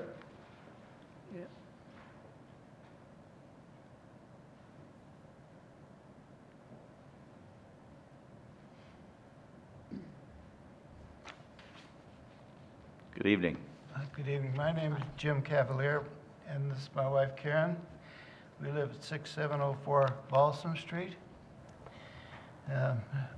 Ladies and gentlemen, Mr. Mayor, we have some concerns about the several things, and I think we represent concerns from the Meadow Ridge development, where Jim was just talking about, Jim Matheson was just talking about, and the people north of 68th, and certainly all the people east of Meadow Ridge, clear down to Wadsworth.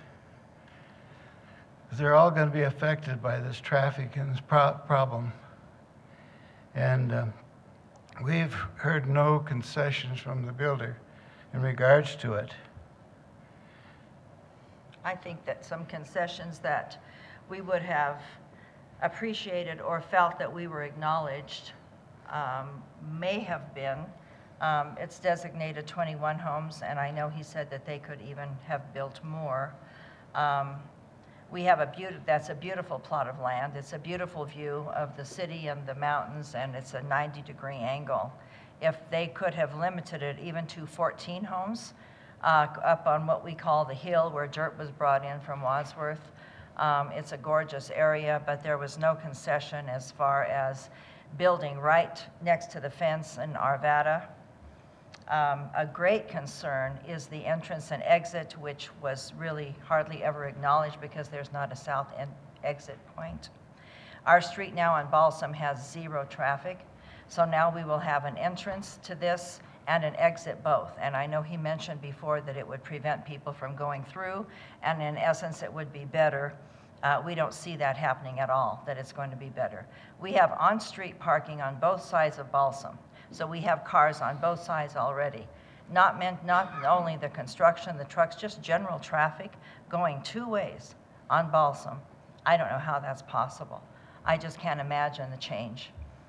And we just really feel that all of Meadow Ridge is going to lose from this project. We're since about 1968, I believe, we've lived in Arvada. We love it. We're retired, and they're mostly retired people in a quiet community of 41 homes in Meadow Ridge. And I think it will lose. Thank you. Thank you for your testimony.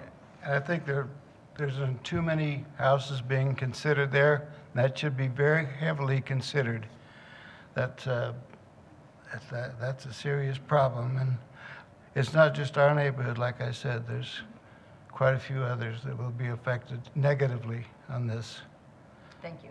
Thank you both. Cheryl Davis.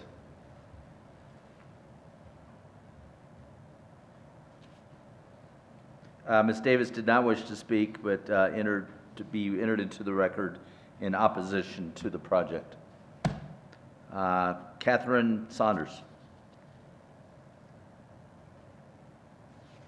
Ms. Saunders may have left. She initially indicated she did not wish to speak, but then said she did wish to speak, and she is against the project as well. Stephen Esquibel.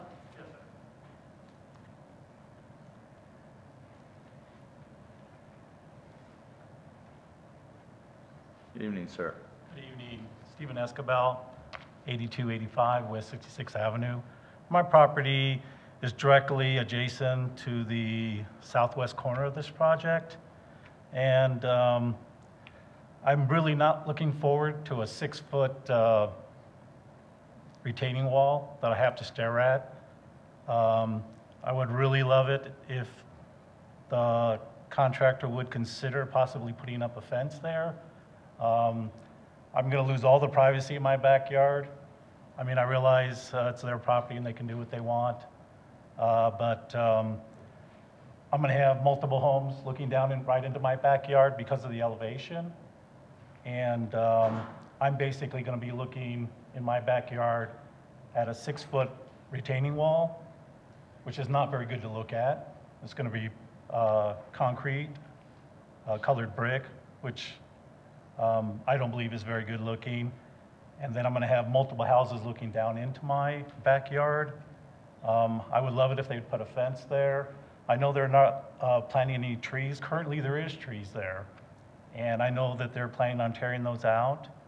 But some sort of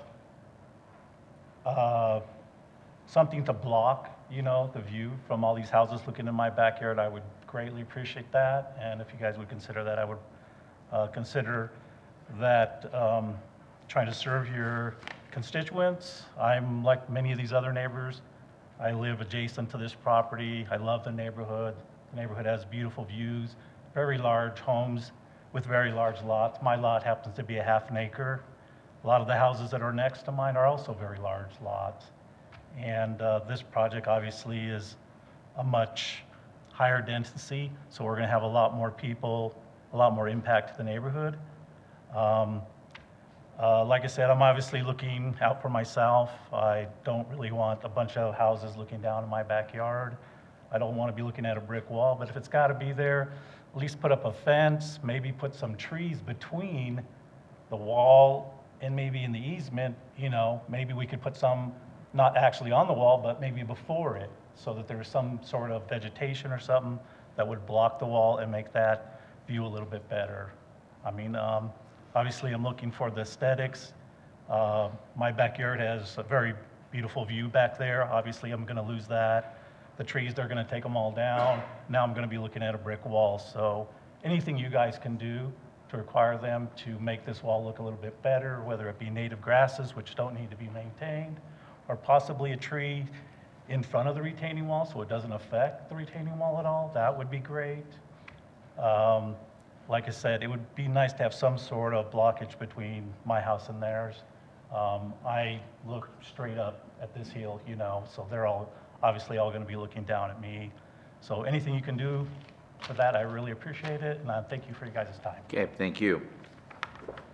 Joe Gerber.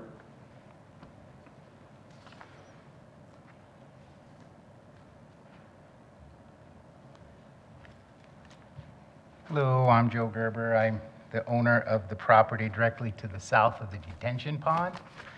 And just wanted to, you know, have some questions answered regarding the detention pond itself.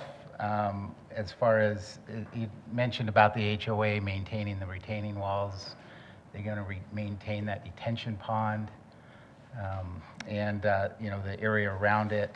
Also, whether or not during construction, I mean, it says in here that the easement for the private driveway, which goes up to our home, it says that it's going to remain for maintenance of the detention pond, and it's my understanding that they were going to vacate their easement to that property whatsoever after they have purchased and started this development, because Mrs. Maker was then going to be able to have access to that, and she doesn't need to have access to that private road anymore. So I'd like those questions to be addressed. Also, the aesthetics of maybe the fence that's there. I mean, kind of looked at the plan, what they have to offer, and it's like they have a couple different kinds of fences, a 6-foot just plain wood fence, pretty plain Jane. If we're going to do a good job of having some kind of aesthetics in the neighborhood, I think maybe we could get a little more creative than just doing a 6-foot cedar wood fence with 1x4 pickets, and then the the 3-rail split rail fence, or maybe not split rail, but a 3-rail fence, 42-inch high. That's the one that's going to separate the detention pond to my property. I'm not sure I'm opposed to that. I'm also not sure I like it. I just thinking maybe we could do the 6-foot fence across the south side of ours as well. But maybe if they kept the 3-rail fence, maybe it would be something that we could add some trees back there too that might be able to also buffer those houses that are going to be there. And then the last point that I thought needed to be addressed is that as the storm drain comes down Arvada High School's property, then the way I looked at the plans, it kind of intersects with the entrance of the private drive, and I'm not sure how, it doesn't really seem how they're going to address that. It kind of seems like that's going to get tore up or something's going to happen there. So just kind of, I'm not sure. It looks like it's on there, but it's not real clear to me. So that's all I have. Thank you, sir. Anyone else wish to address City Council at this time? Seeing none, I'll turn back to the applicant for perhaps responding to some of those questions and other issues that were raised.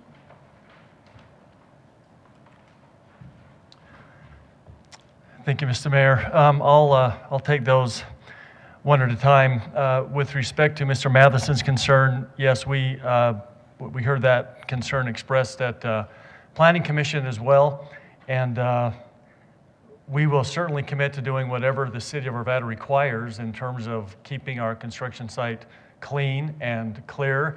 I can tell you that in other municipalities where we're working today, regular inspections are done. I assume it's the same here, and there are heavy fines and so forth that are imposed if we don't keep things clean and the roadway clear and so on. So we will commit once again to doing everything that the city requires us to do. With respect to Mr. Cavalier's comments about traffic, once again, I reiterate that we are proposing a density that is less than is allowable on this site. When it was originally developed or conceived, it was 24 homes, and it is now 21. We really do feel that we've made some serious concessions, and as you can well appreciate from the standpoint of a developer, that is money right out of our pocket. So we certainly are doing our best to work with the neighbors. We recognize that there's going to be compromise, though, on both sides. The issue of traffic and any increase, staff during the Planning Commission hearing noted that it is going to be an additional 12 or 13 cars at the peak. So we don't really see that our development is adding that much traffic to the area. It was also noted by staff that there will be no impact, no noticeable impact in traffic on Carr. With respect to the Mr. Escobar of the southwest corner and fencing, I'm going to invite Mr. Matt Corian with our landscape designer to come forward and address fencing for a minute.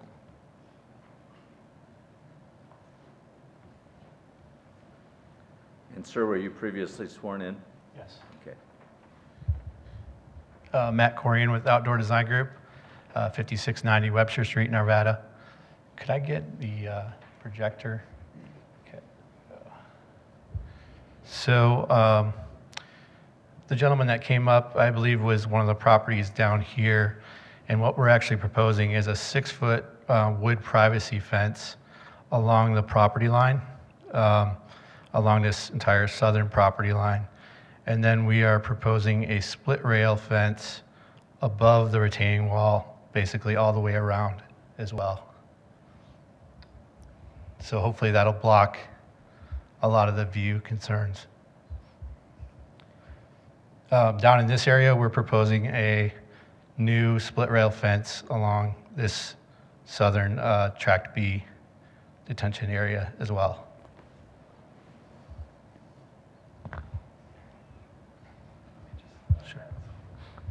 So there was no particular reason why we put that split rail fence south of the detention pond. It was just what we thought they would, the homeowner to the south would want. So if he wants a 6-foot privacy fence, I would assume that could be done.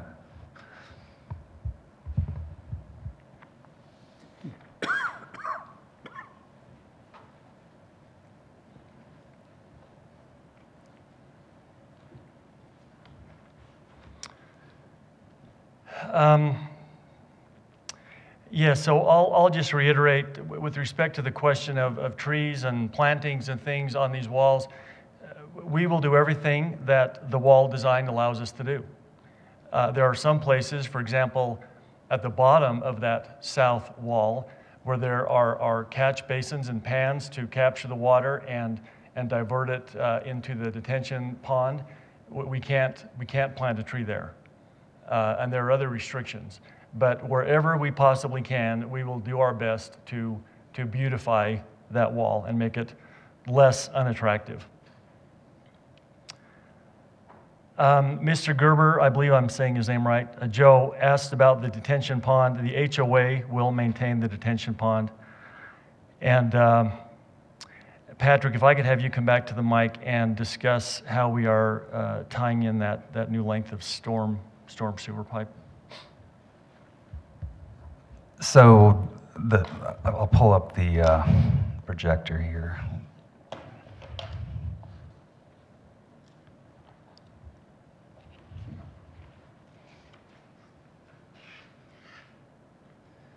So we've actually adjusted this a little bit to come, it actually runs along the existing gravel drive for the school property, access to the tracks, but it comes from the school property right into the right-of-way where there's an existing gate there. So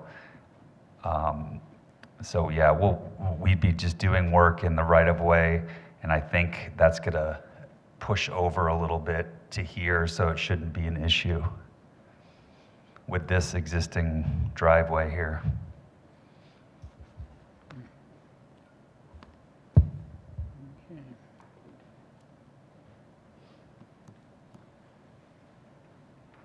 With that, Mr. Mayor, we'll turn it back to you for questions.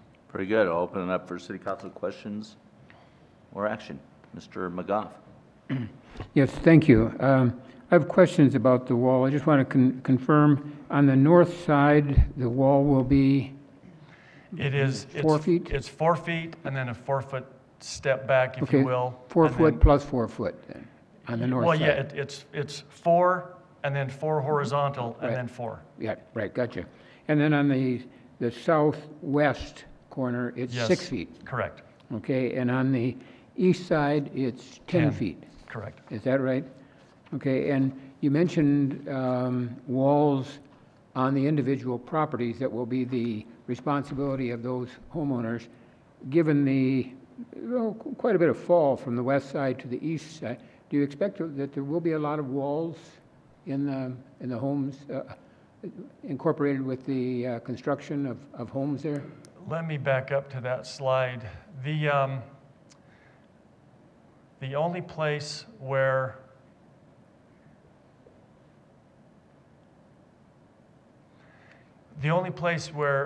the walls are literally in the property and are facing, if you will, the homeowner is along the north side, so that 4-foot configuration that we just discussed. Okay. There is an easement adjacent to the 10-foot wall on the east that the HOA will use for access to that wall for maintenance. And there is access to the wall to the southwest simply by walking up to about where that cul-de-sac is and walking down to your section of wall, which was something else that we paid particular attention to following the Planning Commission presentation and some concerns they had. Mm-hmm. Okay, so 4 foot and 4 foot on the north, 6 foot on the southwest, 10 foot on the east. Correct. Okay, gotcha. Thank you. Mr. Jones. Thank you, Your Honor.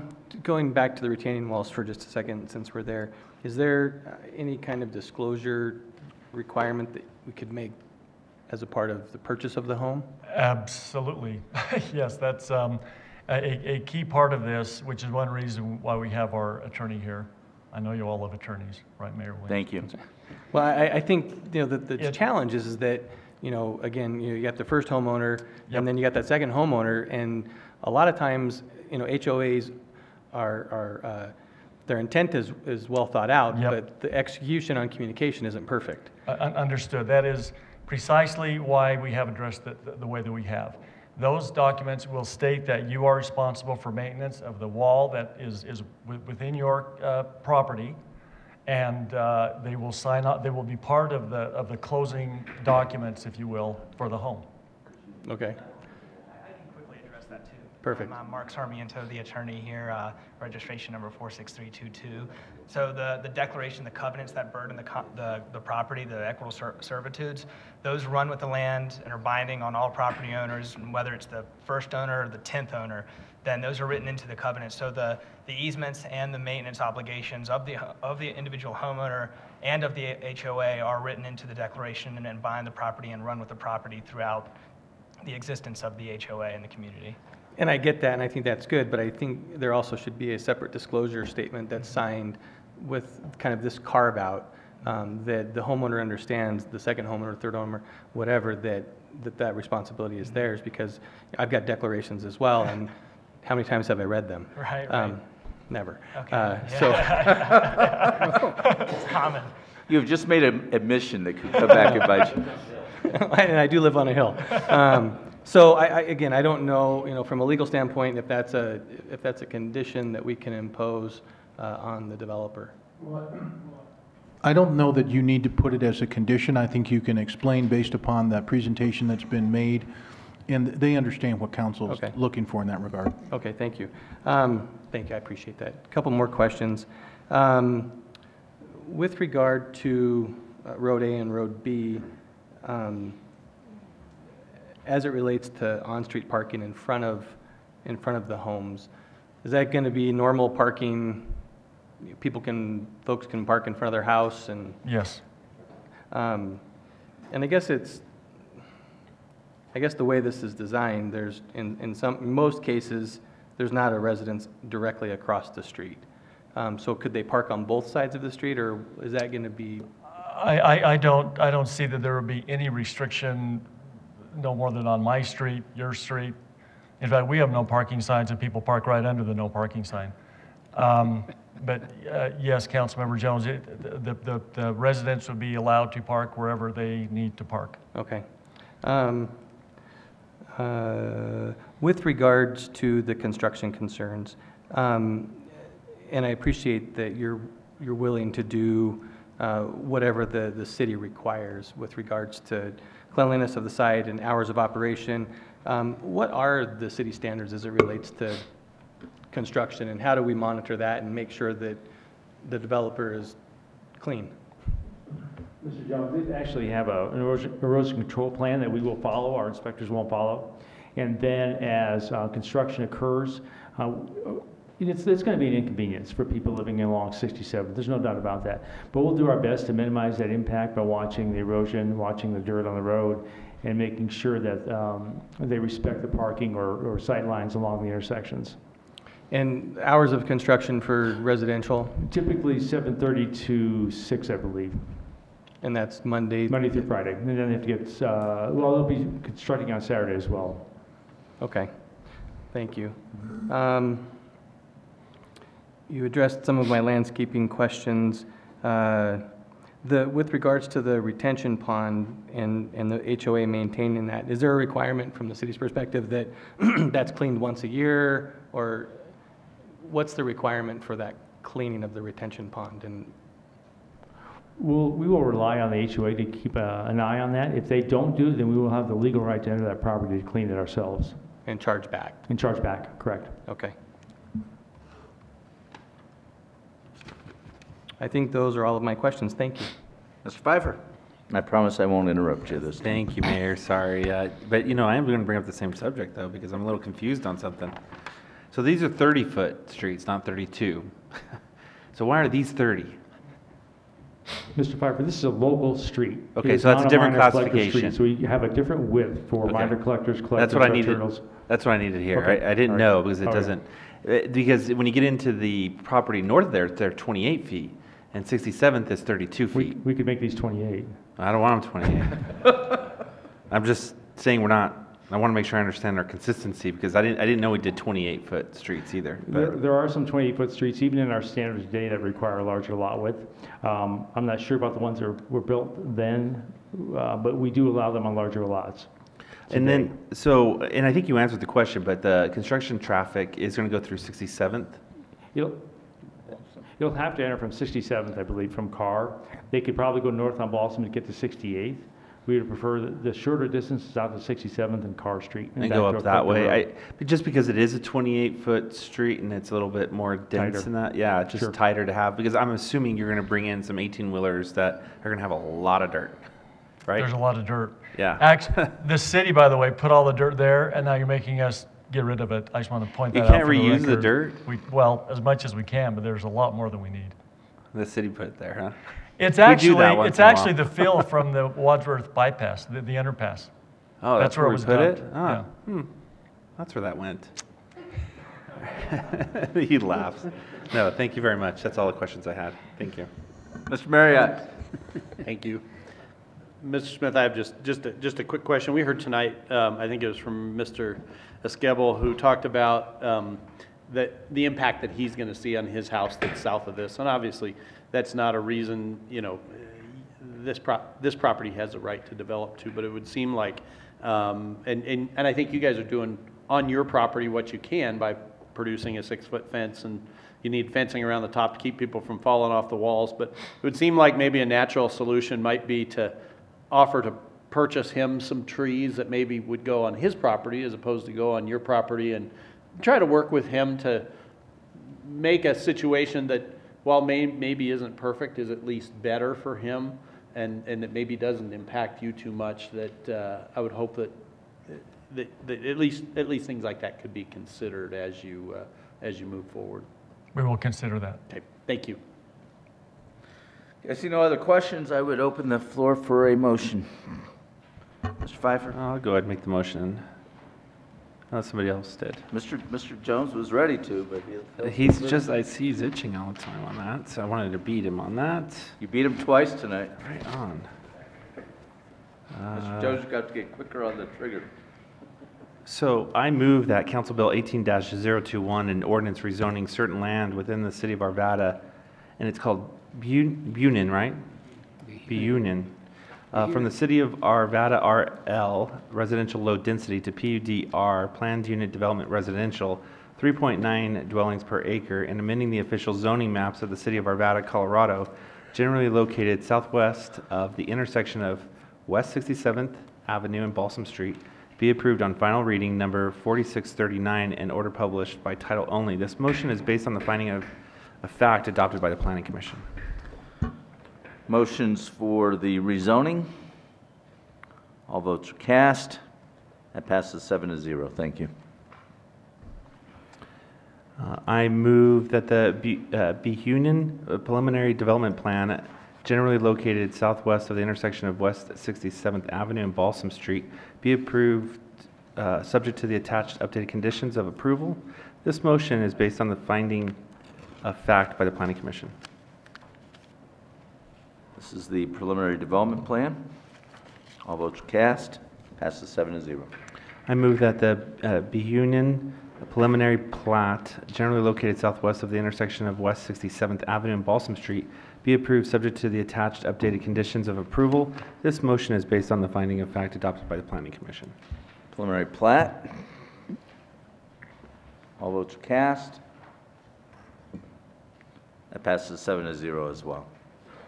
That concludes our public hearings for tonight. Now I'll open it up for public comment. Congratulations on your approval. I do expect you to work with the neighborhood, both in terms of construction issues, traffic issues, and trying to minimize the impacts on the neighbors. Thank you. Okay, anybody, member of the public, like to address this at this time? Seeing none, we'll move on to reports from City Council. Mr. Marriott. Couple quick things. One, I want to say to the mayor, welcome back. Thank you for being back in your seat. I feel like the teenager who was left home alone with the sports car in the garage, and I feel very relieved to be able to say I didn't wreck it. So that's first. So welcome back, Mr. Mayor. Second thing is, I want to, for those who are still watching, remind everybody I have a community meeting, a District 3 community meeting coming up this Wednesday, May the 9th, 6 to 8 p.m. at the church at the corner of 58th and Kipling Street. We'll be discussing issues relevant to District 3 and issues with the citizen survey. And hope you can make that. And in addition to that, I hope you can make Dot's community meeting on Saturday at Klein's Beer Hall, and I'll let her talk about that. Thank you so much. So Talkin' Rock is on Saturday from 3 to 4. You can talk to Councilmember Dot Miller and stay for some rock and roll after that from 4 to 7. Not the Duke Street Kings on Saturday is the Born to Run Band, which is a Bruce Springsteen tribute band. So we got Born to Run with us. Yes, they will. They're excited about it. So thank you so much for promoting that. Ms. Ford.